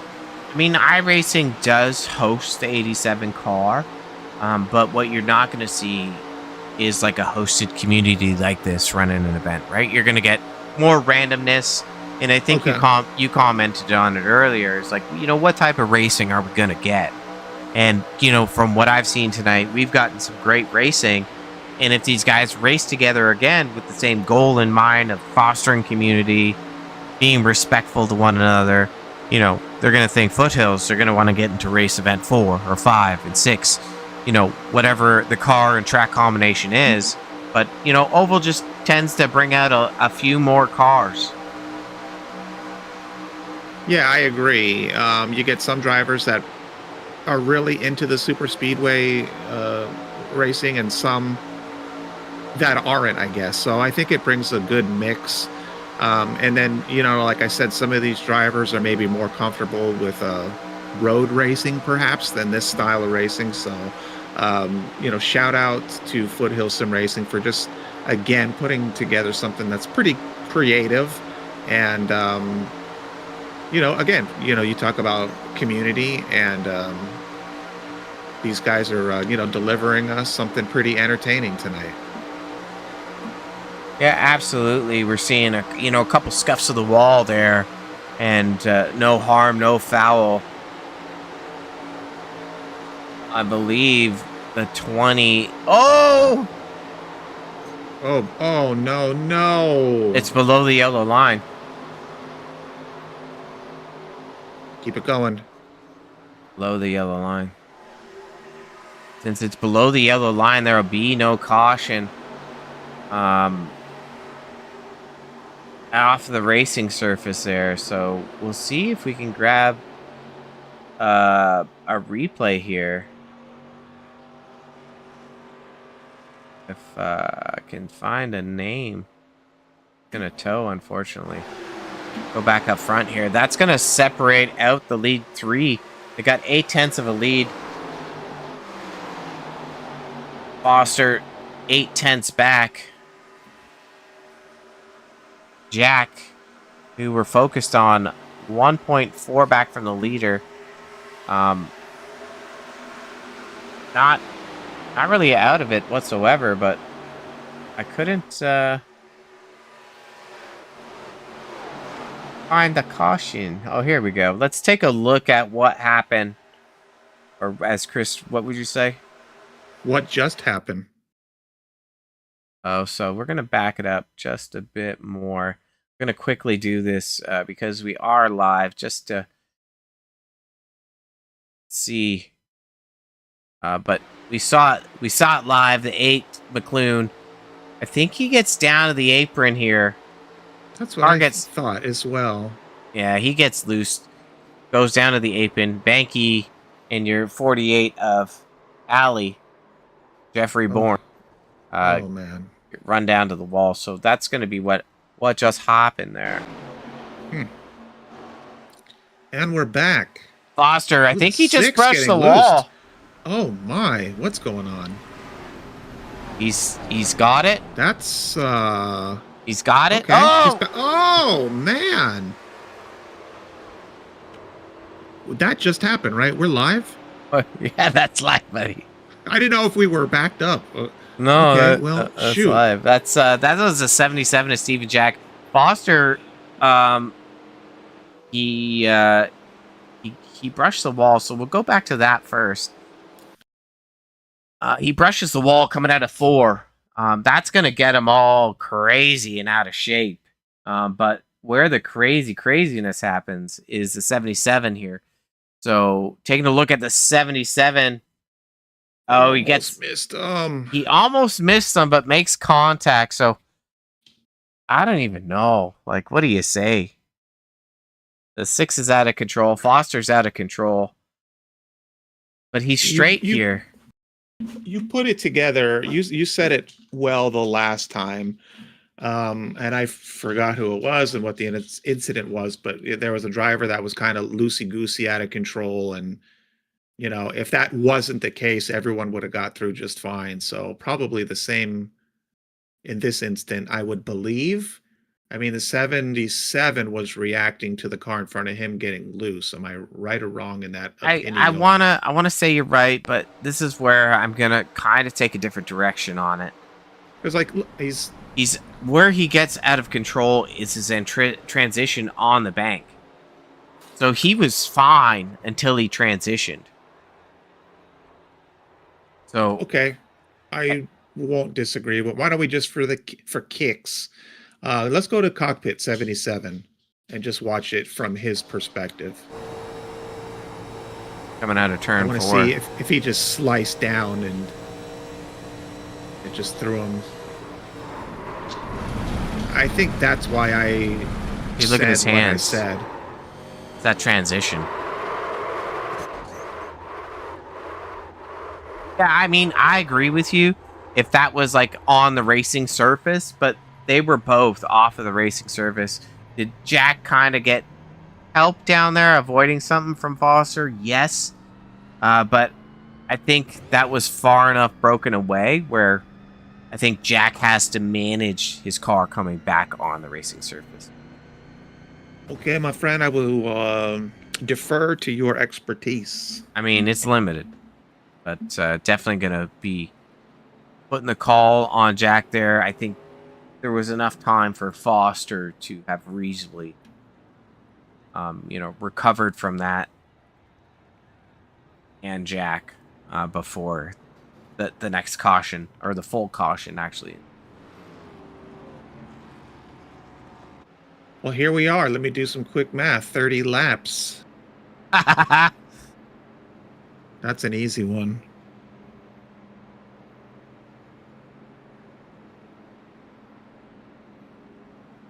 Justin Malarkey.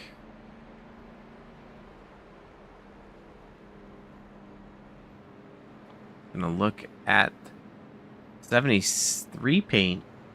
Take a look at his start position. Started 10th, currently first. Well, that's kind of anticlimactic. We know he's in first, but I don't know if he's running his backup car because I'm not seeing any sponsors. A lot of these guys come out on the track just bare paint. So do you think he maybe tossed one up in practice and, he's on his backup car, Chris?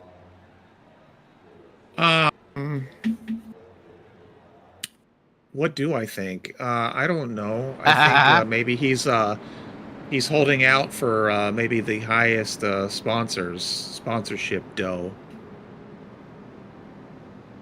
And he's in first place right now, so I think he's gonna maybe get some phone calls at the end of the race. Yeah, I mean, you ain't wrong. Probably gonna get a couple calls for sure. Yeah. Well, I'm enjoying this race. I know that some drivers aren't. Us in particular, Ben Parson, but it's been good. It's been good. Ha, yes. Hold on. Doo-doo.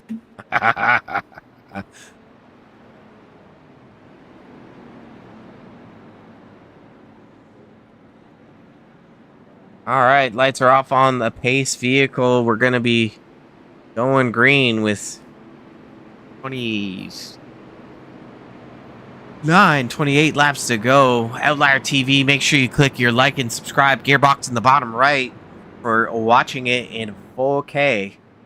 Giving you all that iRacing can offer for your eyes. Tune in tomorrow night. We'll be broadcasting the Roughneck Racing League for the Wagner's Welding Truck Series. Drivers are going to be going for race number 9? Question mark. But they'll be duking it out for the points championship for season 9 at Indianapolis. So that's going to be a heck of a show. If you're interested in viewing and chilling, we'll be live there. Rumor is next Monday we'll be at Watkins Glen with the Extreme Forces Racing League for race number 12 with them. Those guys got a long series, so bouncing around a bunch of different races. 3 races this week. Only 2 next week, Chris. I don't know if we're going to be quitting our regular jobs soon. I'm trying to, so I'm trying to bring up my Meteor broadcasting to subpar. I mean, I think we've nailed that. Yeah. Viewers will have to invest in a comfortable recliner for the Extreme Forces League. Aren't you going to say why? Because why? It's a long season. Long season. We're back. We're back.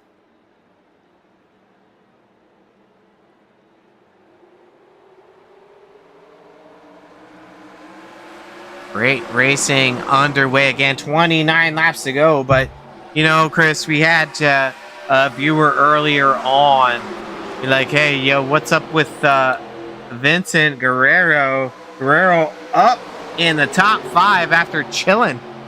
I don't know how long he's... 4. Yeah, I mean, making that outside work. Top 3. Putting I'm on trying to bring the excitement. Top 2. And sorry, am I a little much at the moment? I mean, you do you, boo-boo. But Corbett, he's led some laps. You know, giving the people what they want, Chris. I think that's what you're doing. I'm trying. Race down the front stretch. I think now, Chris, is what we're going to see. We're going to see these drivers start, like Guerrero, start to march to the front. But Smetana on the outside of the 41. He's been a force all day. He has, and you called it early on. You said, you know, you were going to keep an eye on him. He's been delivering some exciting racing as he takes the lead. Oh, I think he got into the wall. Loses the lead. He brushed the wall on corner entry of 3 there. And I think that killed his momentum. We got the 73 up in the wall, dropping down across the nose of Smetana. And I think we might see another caution here because these guys are starting to race pretty dang hard. You know, you say that, and I was going to deliver this bombshell. What's that, Chris? I'll have to save the bombshell for later. I'm not seeing where the... Oh, man! So, what just happened? What just happened is you right. Smoking. So... And that's the Sinclair car. Yeah. You know, that's been my favorite paint of the night. I'm not sure if he was... ooh. He's dead. Whatever happened. Yeah, but he's loose here, but is he loose just on entry? So it looks like he just got loose on his own. We're going to hop in his cockpit here. Well, this will be a good one.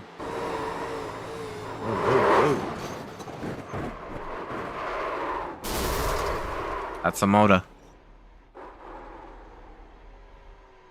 You know. And he just towed, didn't he? Like, didn't he just go off track on the infield and tow?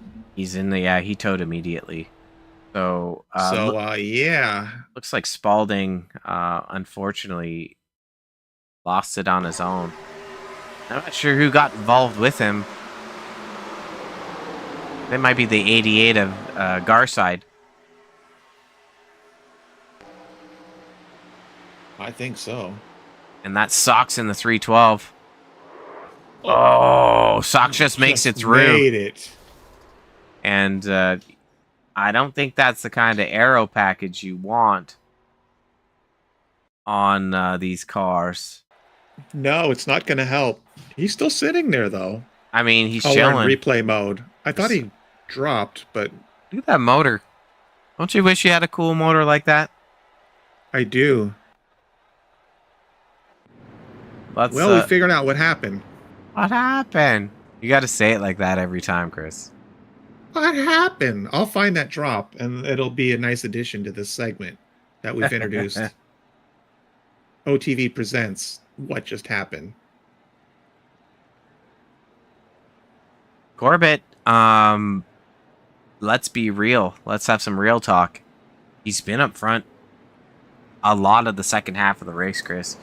Do you think, you know, I want you to give the broadcaster's curse out. Who you can't pick the 43 of Smetana, because, you know, I've already said that too much, but which driver for yourself do you think is going to be emerging, maybe podium finish tonight? Well, I wanted to drop my bombshell, so I'm going to do that first. My bombshell is I'm excited to see how these drivers finish the race, but I'm also not excited. And I don't know if you know why. I don't know why. You want 10 more laps or something? No, I don't actually. I'm going to be satisfied with the 125, but where I'm going is this is it's been a good race. I mean, we're starting to now kind of get a little into some cautions now here. We're on the 8th one, and I think that's why I'm getting nervous now, because I'm worried that we're going to just see destruction towards the end, and I don't want that. Yeah, so that's why I'm saying, like, I'm excited, you know, to start seeing some closing stages, but I don't want just wrecking everywhere towards the end. So, like, that's what I'm saying. So it's like I don't know. I'm nervous for what the future holds. Well, are you gonna process that and comment? I kind of agree with you. Is that we've seen hard racing, we've seen good racing, and we've thinned out the field quite a bit. So, and we're up to 8 cautions now. It's like, okay, guys, let's settle in and finish some laps here with some great racing. You know what I mean? Like, I guess that's where I'm at. Like, I want to see some great racing. And, 20 I'm a little nervous. I didn't know you got nervous, baby, but you don't have to be nervous. A little. Around me. I'm for once in my broadcasting life, this is my serious voice. I set aside the sarcasm, and this is serious. Wow. First time on Outlier TV history, Chris goes serious. Yep. I mean, I'll pick it back right. You know, the sarcasm I'll pick right back up. But right now, I'm trying to process. I'm serious right now. I want to see some good racing. I mean, we got on the tower 10 cars showing maybe 15. 15 cars on the lead lap, so we've moved into that halfway mark of the field of cars. So I know we have just a few seconds here. Whoever was driving, and I apologize, drivers, the camo paint car, the tan one. Yep. Yeah, he's disappointed. He died. Yeah, that was the 88 of, I believe, of our side, who got. And then I got a little shout out to myself here. Cole Spalding. He was in the Sinclair car. Yeah. He knew I was kind of rooting for him because I love the paint. He apologized to me. He's sorry. It's okay. Nobody knows when you cry, Chris. Nobody knows when you cry. Well, why don't you cry about it? Your tears are always so silent, you know? I know. Let's just get back to some good racing. Green coming out for lap 103.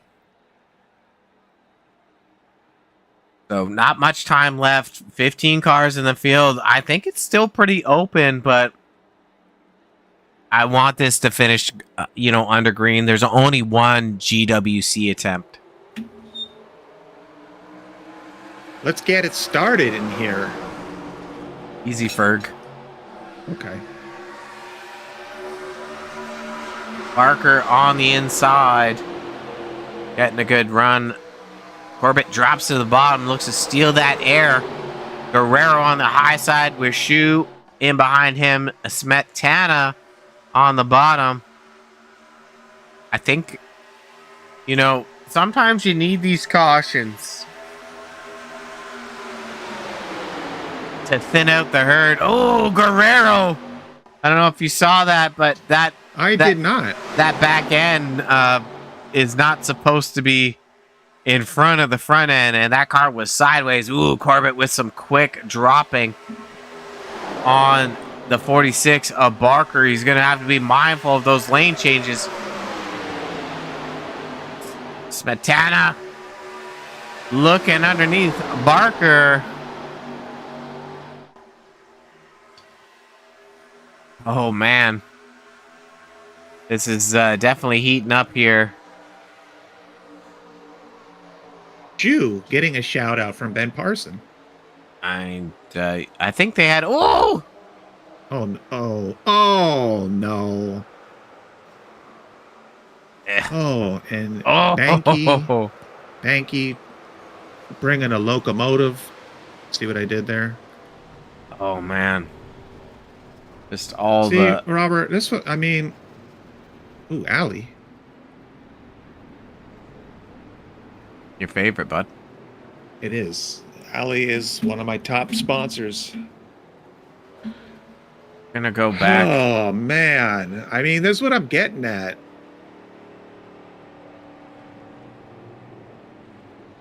Need the drivers here to settle down, so we're gonna back it up. We're gonna get on Corbett when I can find Corbett's name. Back it up first.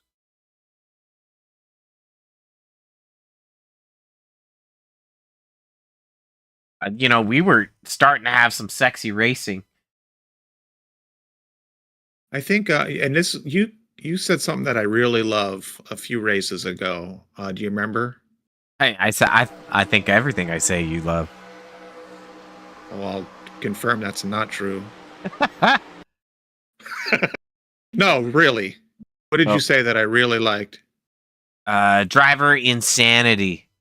Caution insanity. So yes. Just, you know, that's definitely what we're seeing here. Some fatigue. Yes, this is, I think we're past fatigue. This is driver insanity. This is just, when we can't get more than 2 laps in without wrecking, it's, that's driver insanity is what it is. And that's not a criticism. I think it's just, they're not allowing themselves to settle in and put in some laps. It's just, it's a restart mayhem and they're wrecking. And I'm sure it's incredibly frustrating for drivers. You know, I mean, we're just broadcasting it. So, I mean, of course we don't want to see it, but you know, we have fans, family members that are watching, friends, and you know, they want to see good racing. And I think we're a driver insanity. I love that phrase. I don't know if you coined that, but I do love it. Working on it. Okay. Trademark it. On board the 9 of Corbett.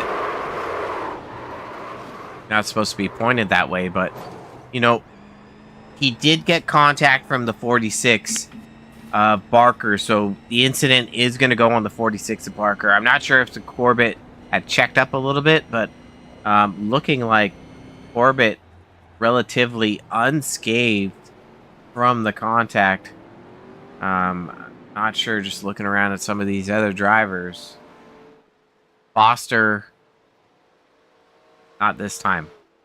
That looks not good. Up break for Alex Foster. Let's see, 35 of Banky. Also, not cool. We've seen some good racing out of Banky, so I would imagine he has fast repairs on hand. We're gonna see it right here. Ready? Get 1, back 2, in this 3. race. There's a fast repair. Ooh, popped out of the car. That's not a good sign, Chris. No, he's out of the car. Wonder if they got ice cream in the pits. I don't know, but the pit crew looked like they weren't too anxious to get at it. And look at this, 52 Talon Smith, our pole sitter tonight. Kind of picks the right strategy in his oops, wrong button. In his Pontiac Grand Prix. Didn't you have one of these as a teenager, Chris? I wish I did. That thing's awesome. What kind of car did you have as a teenager? As like a 20-year-old? What did 20-year-old Chris drive? A 20-year-old. I had a Mustang. Is it a 4-cylinder? It was. Oh my God, that's if there was one time you could have chose to lie to me, that was the time. I don't lie. Well, that I was the don't one lie. time. It would have been cool to lie, Chris. No. I'm not gonna lie to you. You could have said, "Man, I had a 351 in that thing. Man, that thing really hauled." But you're like, "No, No. I had a 2.3 liter. It was probably an I don't automatic. lie. It was what? It was an automatic too. No. You had a standard 4-cylinder. Ah, that's not I okay. did. That's like half cool. I mean, it was a cool car. I mean, you know, you get what you can get when I bought it when I was 16, so I mean, you get what you can get. Yes, yeah. Get what you get. Don't get upset.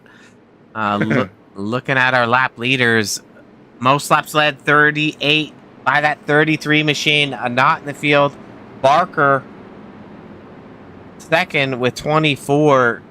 I mean, we could still see most laps led swap out. Daniels, I don't know if where's Daniels?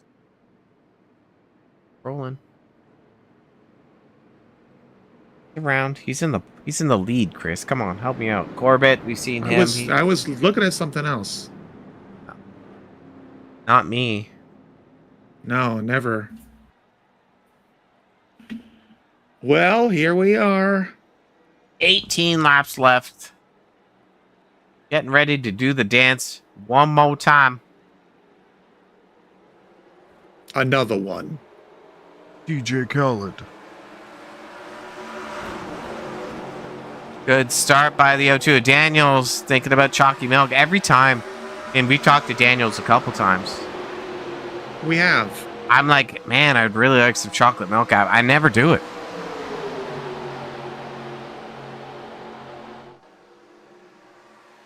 Now this is where it might get a little bit more crazy. I'm hoping not. 3 wide. Corbett going on the low.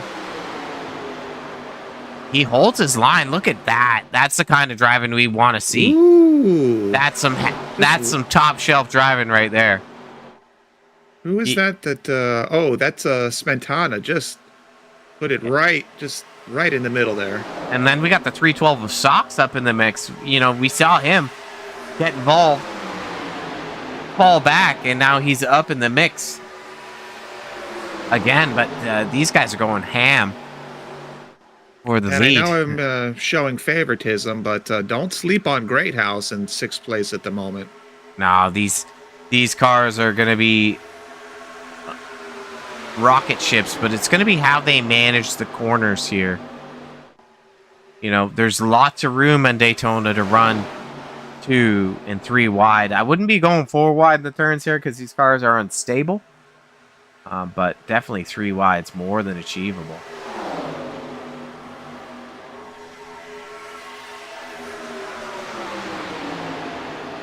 Yeah, we've got a cool little bumblebee's nest of about 7 cars. You got seeing this racing, seeing this type of racing this close, most of the race makes up for the amount of cautions. That's my boy Smetana taking the lead. Oh, brush of the wall. Orbit. Oh no, another caution. No caution yet. Yeah, isn't it out? Oh, my bad. No caution because he's off the racing surface. Yes, you are correct. Why do they pay me the big bucks?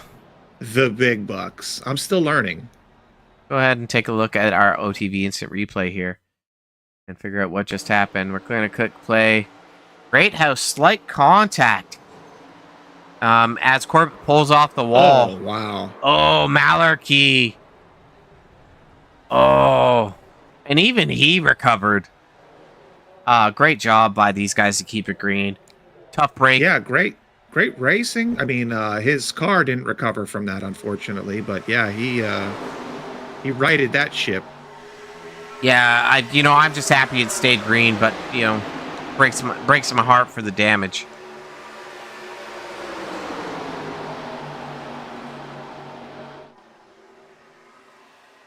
And 14 laps to go.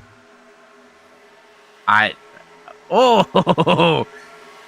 Daniels gets down almost not in enough time where Sox had a run. Smetana on the bottom side. Stalin falls back in that. Is it purple or pink, Chris? I'm going to go with pink. Okay. The pink stink machine of the 52 Smith. Our pole. Easy, buddy. Pink stink? You don't like that? I thought it was cool. 13 laps to go. Looked like the O2 had a little squiggly. Yeah, we're gonna see drivers protect the bottom and, you know, draft and push on the high side.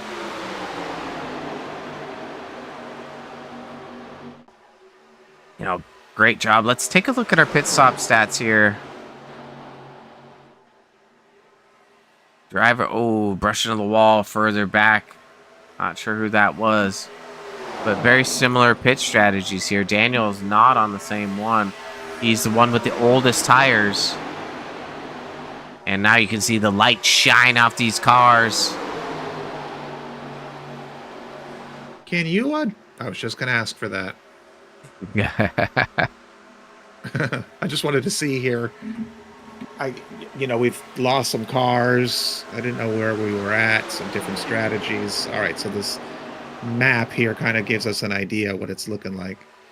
Yeah, and just a little bit further back, the 30 cars lap down, but the next car here, Barker and Adair, these guys are further back out of the draft. Barker's further up. After that, it's the 0 of Carl Fitz. He was involved in an earlier accident. The 8 of McClune. He's got the draft. These guys got the draft. Jeffrey Bourne also here involved in one of those accidents.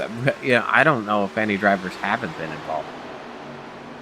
Yeah, Bourne, we thought retired, didn't we? We were in the pits, or was that someone else? I said he was out of the car. Wasn't that Bourne? Maybe? Question mark? Okay, well, we're back. Wow, we got quite the battle here. You can see that Smetana broke away from that pack of cars only for a second as the power of these 87s, Monte Carlos, Grand Prix, Thunderbirds. Wow. Ooh.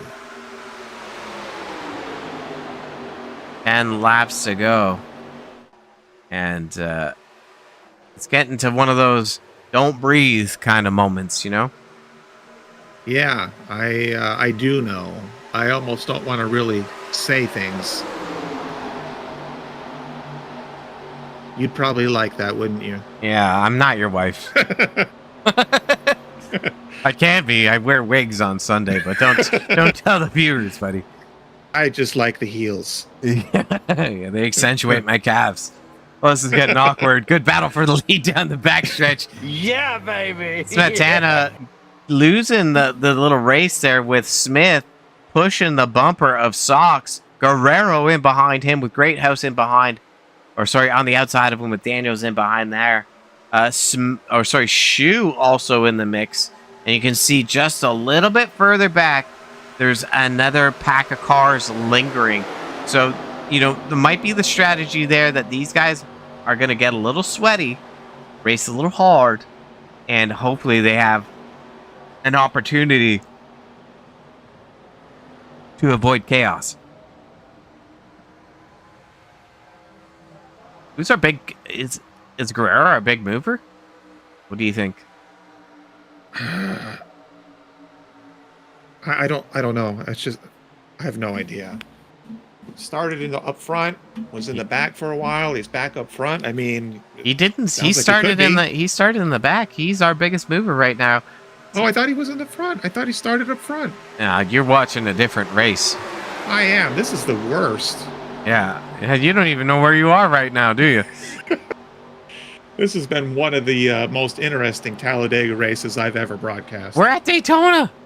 I know, it's a joke. Oh my god. Oh no, Guerrero brushes the wall from bad commentating. And great job by those drivers being evasive.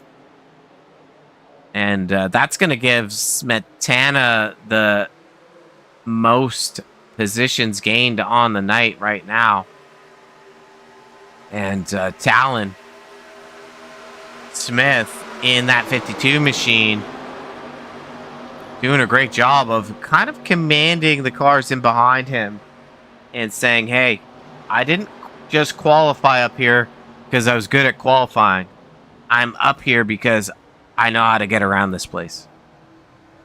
And I want to make a correction for my stupidity. I was looking at Smith when we were talking about Guerrero, and that's why I thought he was started front. So yeah, I'm just I need a donkey sound. I'll add that next week.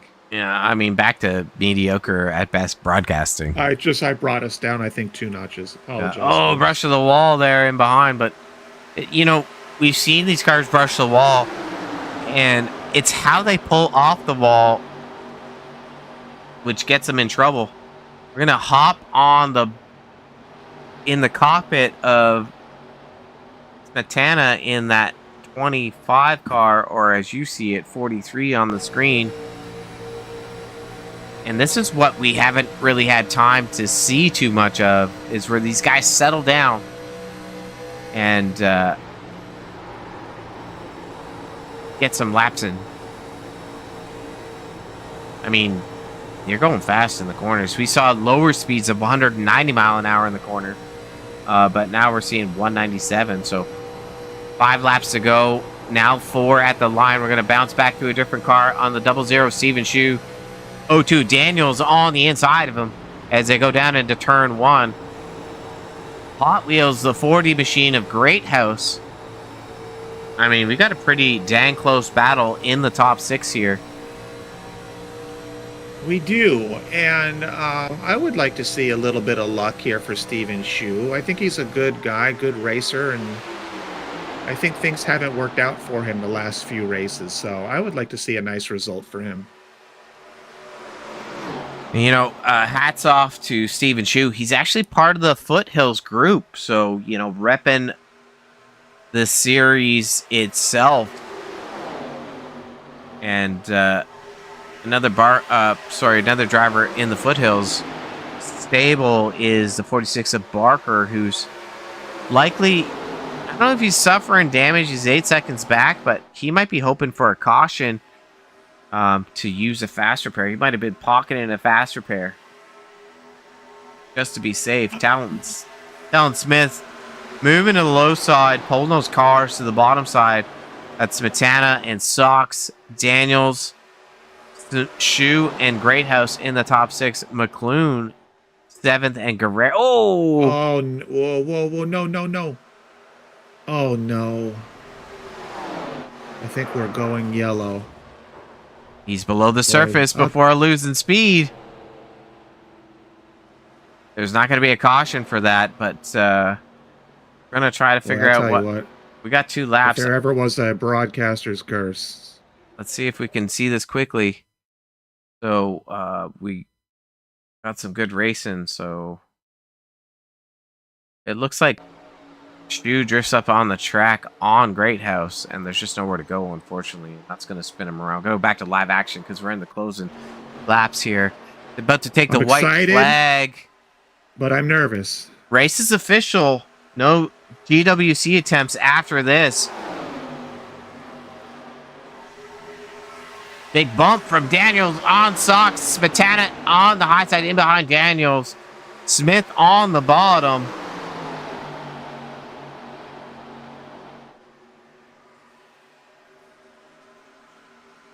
It's a drag race down the back stretch. Smith looking for some real estate. Driver's going 3 wide into turn 3. Sox is going to fall to the wayside. Daniels on the bottom. Smetana wants to get around, but I think Smith has got newer tires than most. Yeah, they're fighting, Ooh. baby. He's running them up the track and into the wall. Oh, wow. Wow. Oh, Daniels grabs the third spot, but definitely kind of a questionable move at the end there for sure. Let's go back here and we're gonna grab into the cockpit of Daniels. You see Smith right up by the wall. Fox getting around. Might have been. Oh, you know what it was? He was. They were carrying so much speed. He had that wheel cranked, so wasn't of ill intent. It was more of fatigue. And if you remember from the pit stop stats earlier, Daniels had the oldest tires in the group, so might have pushed him a little bit hard here. But that car is not turning.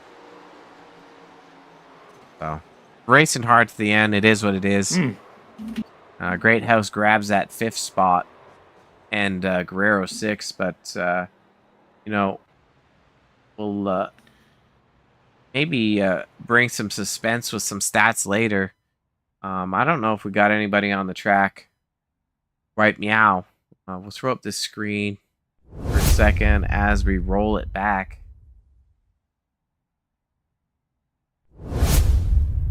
We had some great racing. Want to say the last 10 laps or so. Ever since that one caution, unfortunate break for the 00 Steven Shoe. I thought he was gonna be in the mix right at the end. Chris, this brings you to your favorite time of the night. You know what time that is? well, I'm not sure. Are we already going to final words of the race? We're Are gonna we doing the see. what just happened? Gonna see if we got any drivers here for an interview. Gonna Oh, I do grab. love this part. Yeah, we're gonna grab the O2 machine of John Daniels, John, Chris, and Rob up in the booth. How's it feeling after that lovely long 125 laps for the dash at Daytona? How are you feeling about P3? I'll tell you, after the drilling wears off, because man, oh wow, that was something else. And the funny part, yeah, I don't know if y'all caught this on the rockets. My tires were 10 laps older than P2 and P4, and 6 laps older than P1, and we were just giving it everything we had there at the end. Yeah, That was a lot of fun. I mean, a lot of good, clean racing at the end there for sure. And it was something that we did notice. We pulled up the tracker to see what the stats were. And that, I was surprised that you could hang on to the corner speed that you could and be a contender in that. Did you kind of wish you were on the same strategy to maybe contend a little bit more, chase into that checkered? If there had been a caution between, say, 15 and 10 to go, I would have maybe wanted it. But I was pretty good at saving the tires, and during that long run before we actually first started pit stop, I saw my tires were only down to about the roughly 70% or so. So I basically said to myself, well, I'd rather have sit in the pits in case something does happen and we need fresh tires than to need tires and not have them. Yep. Basically, it was, for lack of a better phrase, it was planning out your corners ahead of time. If you follow my track or anything, you'd hear me way out of the throttle. And honestly, it was just the draft keeping me up there between about 10 and 5 to go there.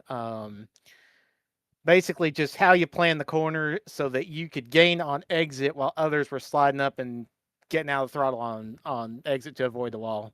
Okay. Yeah, we've seen various drivers kind of struggle with these 87 cars, but you definitely showed up as a master tonight, grabbing the P3. We were talking about it earlier on. You've been a supporter for all the Foothills events so far, so it's nice to see you back out. I didn't grab any chalky milk this time. I'm thinking about it for next time. What about you, Chris? Are you going to be grabbing some chalky milk? And what do you want to say to Mr. Daniels? I did. I'm sipping some right now, actually. Don't lie. Don't you lie on the broadcast, Chris. That's true. I don't lie. All right. I don't have any. John, Congratulations, buddy. That's a nice little podium for you. This is tough to do, and you're a really super guy, man. It's super fun to have you um, on a podium to interview you. And I was going to ask here what you thought about driving the old 87s here. Well, the only thing I'll say is I'm still snake bit. I do a lot of draft master, even though I shouldn't. There's about two classes of cars, still ain't one in. It's this and the COT, and of course those are the two cars that require the most driving skill. But still, it was fun to be able to mix it up with people. First place is an 8,000 iRating guy. Second place, 4,900. Fourth place, too, I kind of may have accidentally been very defensive with at the end. 6,000 iRating, and to do that with what I've got is incredible. Yeah, I think it is for sure. Congratulations, buddy. We enjoy these races here with Foothill, and very entertaining to watch for sure. This was something again that was different from the first two races, and we're both looking forward to a fourth race and broadcasting it with the league, and hope to chat with you again a fourth time. Any flowers you want to give here to your any viewers, fans, teammates, anyone you want to shout out here?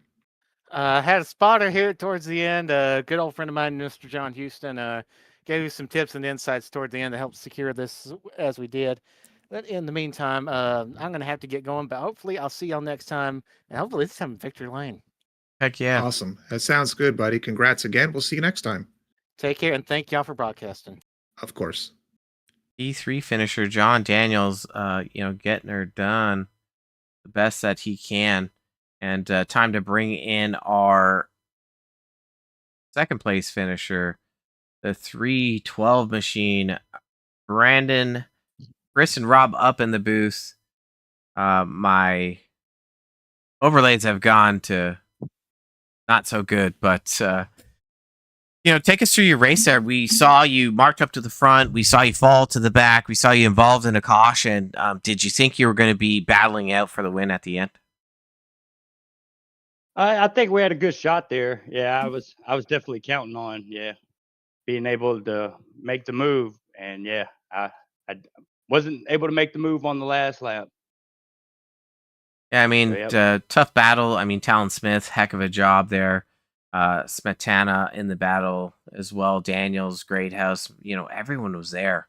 Running to the line there, you were so close. Maybe give us one of the highlights of the race for you, other than just the finish there. Was there an event that stood out for you? Early on, everybody was fuel saving, just being able to send it on the outside past like 5 cars in the corner. I love that feeling. I love burning fuel. Yeah, we heard various drivers clutching and whatnot. Normally, when Church is in, Chris does go to Hooters. Chris, what do you want to say to our P2 finisher, Brandon Sox?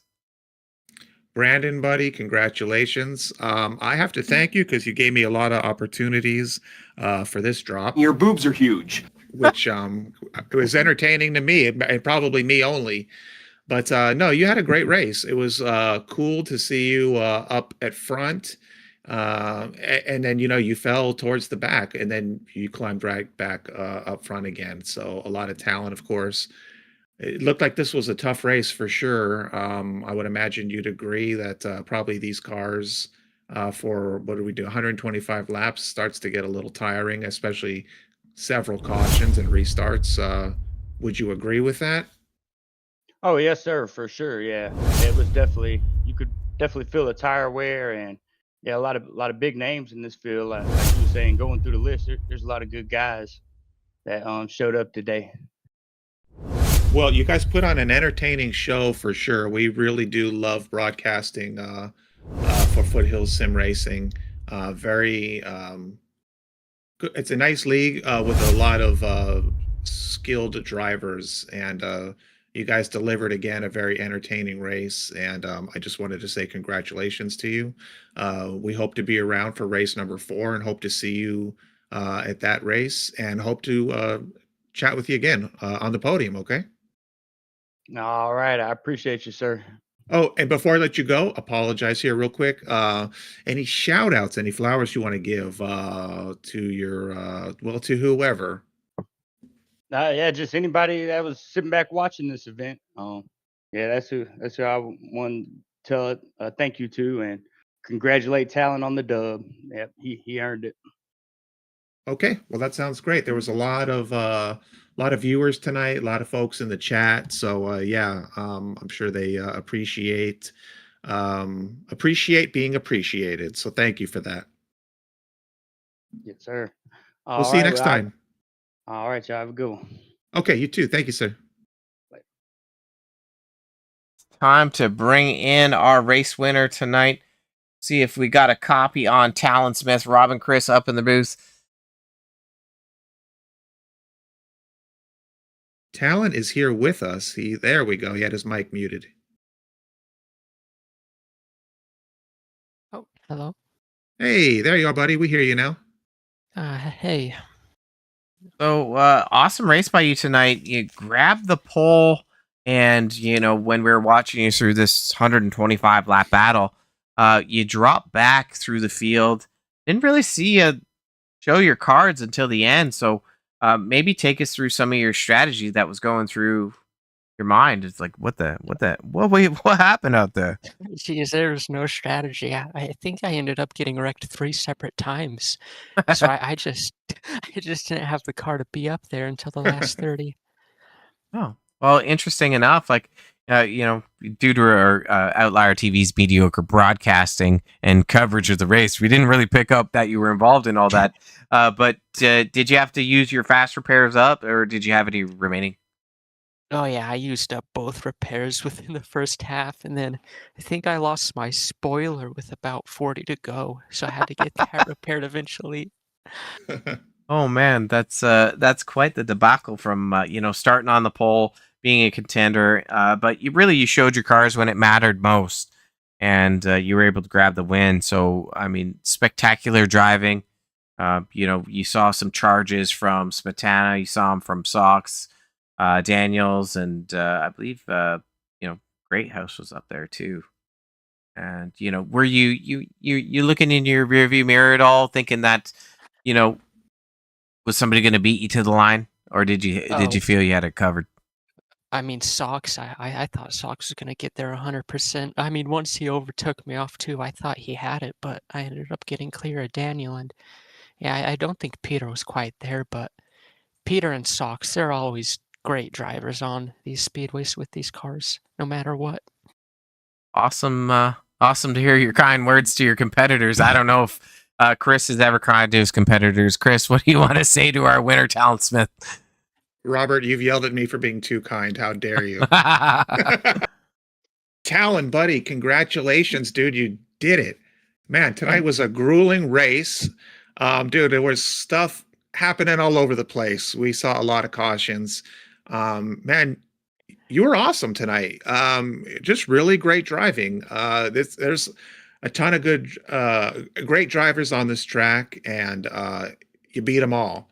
So you should feel really good about that. I have to say, I'm a huge fan of pink. I love the car, by the way, dude. It looks great, and it stands out from all the rest. So yeah, for sure. I just wanted to let you know about that. I wanted to ask you just something a little bit different. What is your background like with iRacing? How long you've been doing it? Like, do you do league races or just jump in officials? Like, just what's kind of like your skill level and how long you've been around here in iRacing? Because I thought you were pretty solid tonight.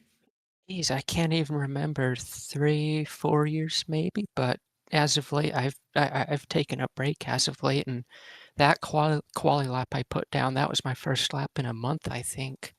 So I haven't been racing much.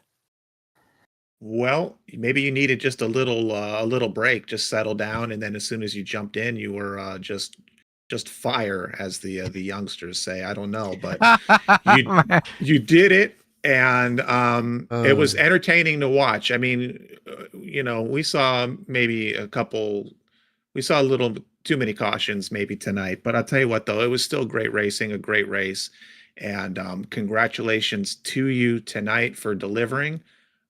We hope to be around for the next one that Foothills Sim Racing puts together, and definitely hope to be chatting with you next time on the podium. All right, you're a cool guy, and yeah, enjoy the win tonight. Okay. Thank you. Thank you for the great broadcast too. Oh, our pleasure. And you know what, man? I don't know why I always forget this, but anyone you want to thank, give a shout out to, give flowers to, for this win here tonight. Oh, geez, I don't have. It's not like I have sponsors. I run a plain pink car. No, just thanks to you. Thanks to Foothill for the event. Awesome. Okay, well they'll take that. And you know what? You don't see a lot of the Pontiac on track, so Oh, it's the um, best looking car by far. yeah, it looks pretty rad. So I got to say, man, you went all out tonight, and you took the checkered with it. So we'll catch you next time. All right, Talon. All right, thank you. Yeah. Okay. Congrats on Take the win, care, man. buddy. Chris, it's coming to that intimate time where you and I, we just talk. We talk about it. We taco about it. I'm thinking about tacos, man. I gotta eat some dinner. But yeah, I'm gonna bring some intimacy to this moment.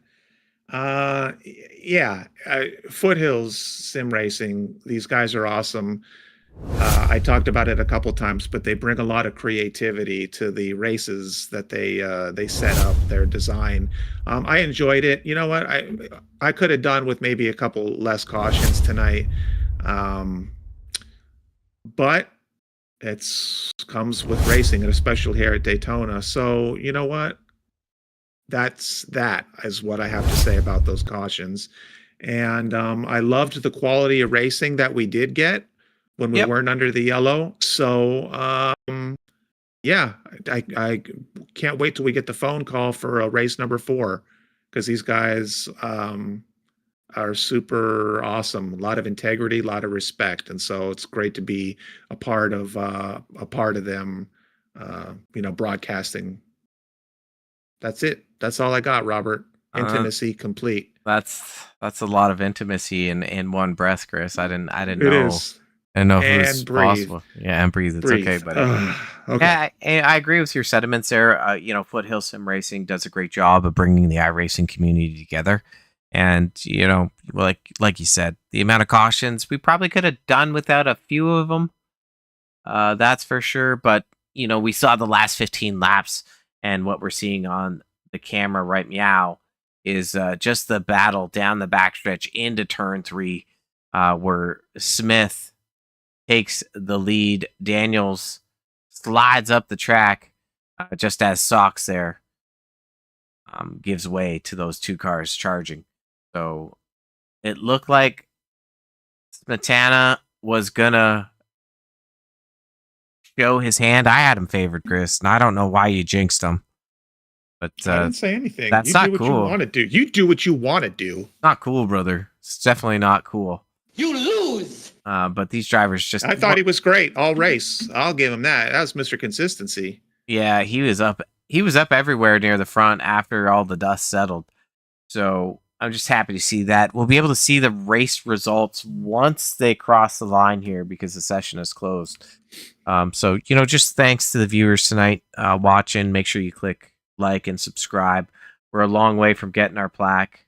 We're hoping by the we time, are. yeah, maybe when we retire we'll get it. But make sure that you're tuning into Outlier TV for more great broadcasts with engaging commentary and all the overlays, and click that gearbox bottom right hand side to see the 4K broadcasting. So quickly, that's all I was waiting for, is them to cross the line there, and then we can show these stats. So only 11 laps led by Talon. Sox grabs a P2, Daniels P3. We already had those 3 interviews. Most laps led goes to Parsons. Steven Shue grabs the fastest lap. And Hard Charger Award goes to that 312 machine. Brandon Sox, 21 positions gained. So it was looking like it might have been Smetana or Guerrero, but these guys just duked out right to the end. 26 different lead changes 11 different leaders. So crazy to see that. I think we had 10 cautions on the books or 9 cautions on the books. But once again, Chris, you said it best. Thank you, Foothills Sim Racing, for putting on a show, fostering the community, and using Outlier TV for peppering your show tonight, the 125 dash at Daytona. So, Chris, let's sign off. What do you want to say to your fans in closing? You got anything else you want to say? I don't. Just thanks, guys, for supporting us here at Outlier, and we truly are happy to be here to bring you. It's our best, but it's your mediocre. So we're trying to step that up, but yeah, we're gonna work on that. So it'll be your best, hopefully. But yeah, no, it was a great time. Thanks for having us, and thanks for watching, of course. Thanks for liking and subscribing, please. We got to get those trophies. And trophies. yeah, we'll get there. And Robert, when you're ready, I do have some non-copyright music I can play us out to. That's definitely not exciting, but I'll play us out. Yeah, just once again, thank you to the viewers there. Live again tomorrow night for Roughneck Racing. Live again the following Monday for Extreme Forces Racing League. A lot of exciting action at Outlier TV. Tune in, take a look, and see how we can fit in for you in future. Reach out. So, Chris, play us out, and thanks for everyone that's tuning in. All right. Good night, everybody.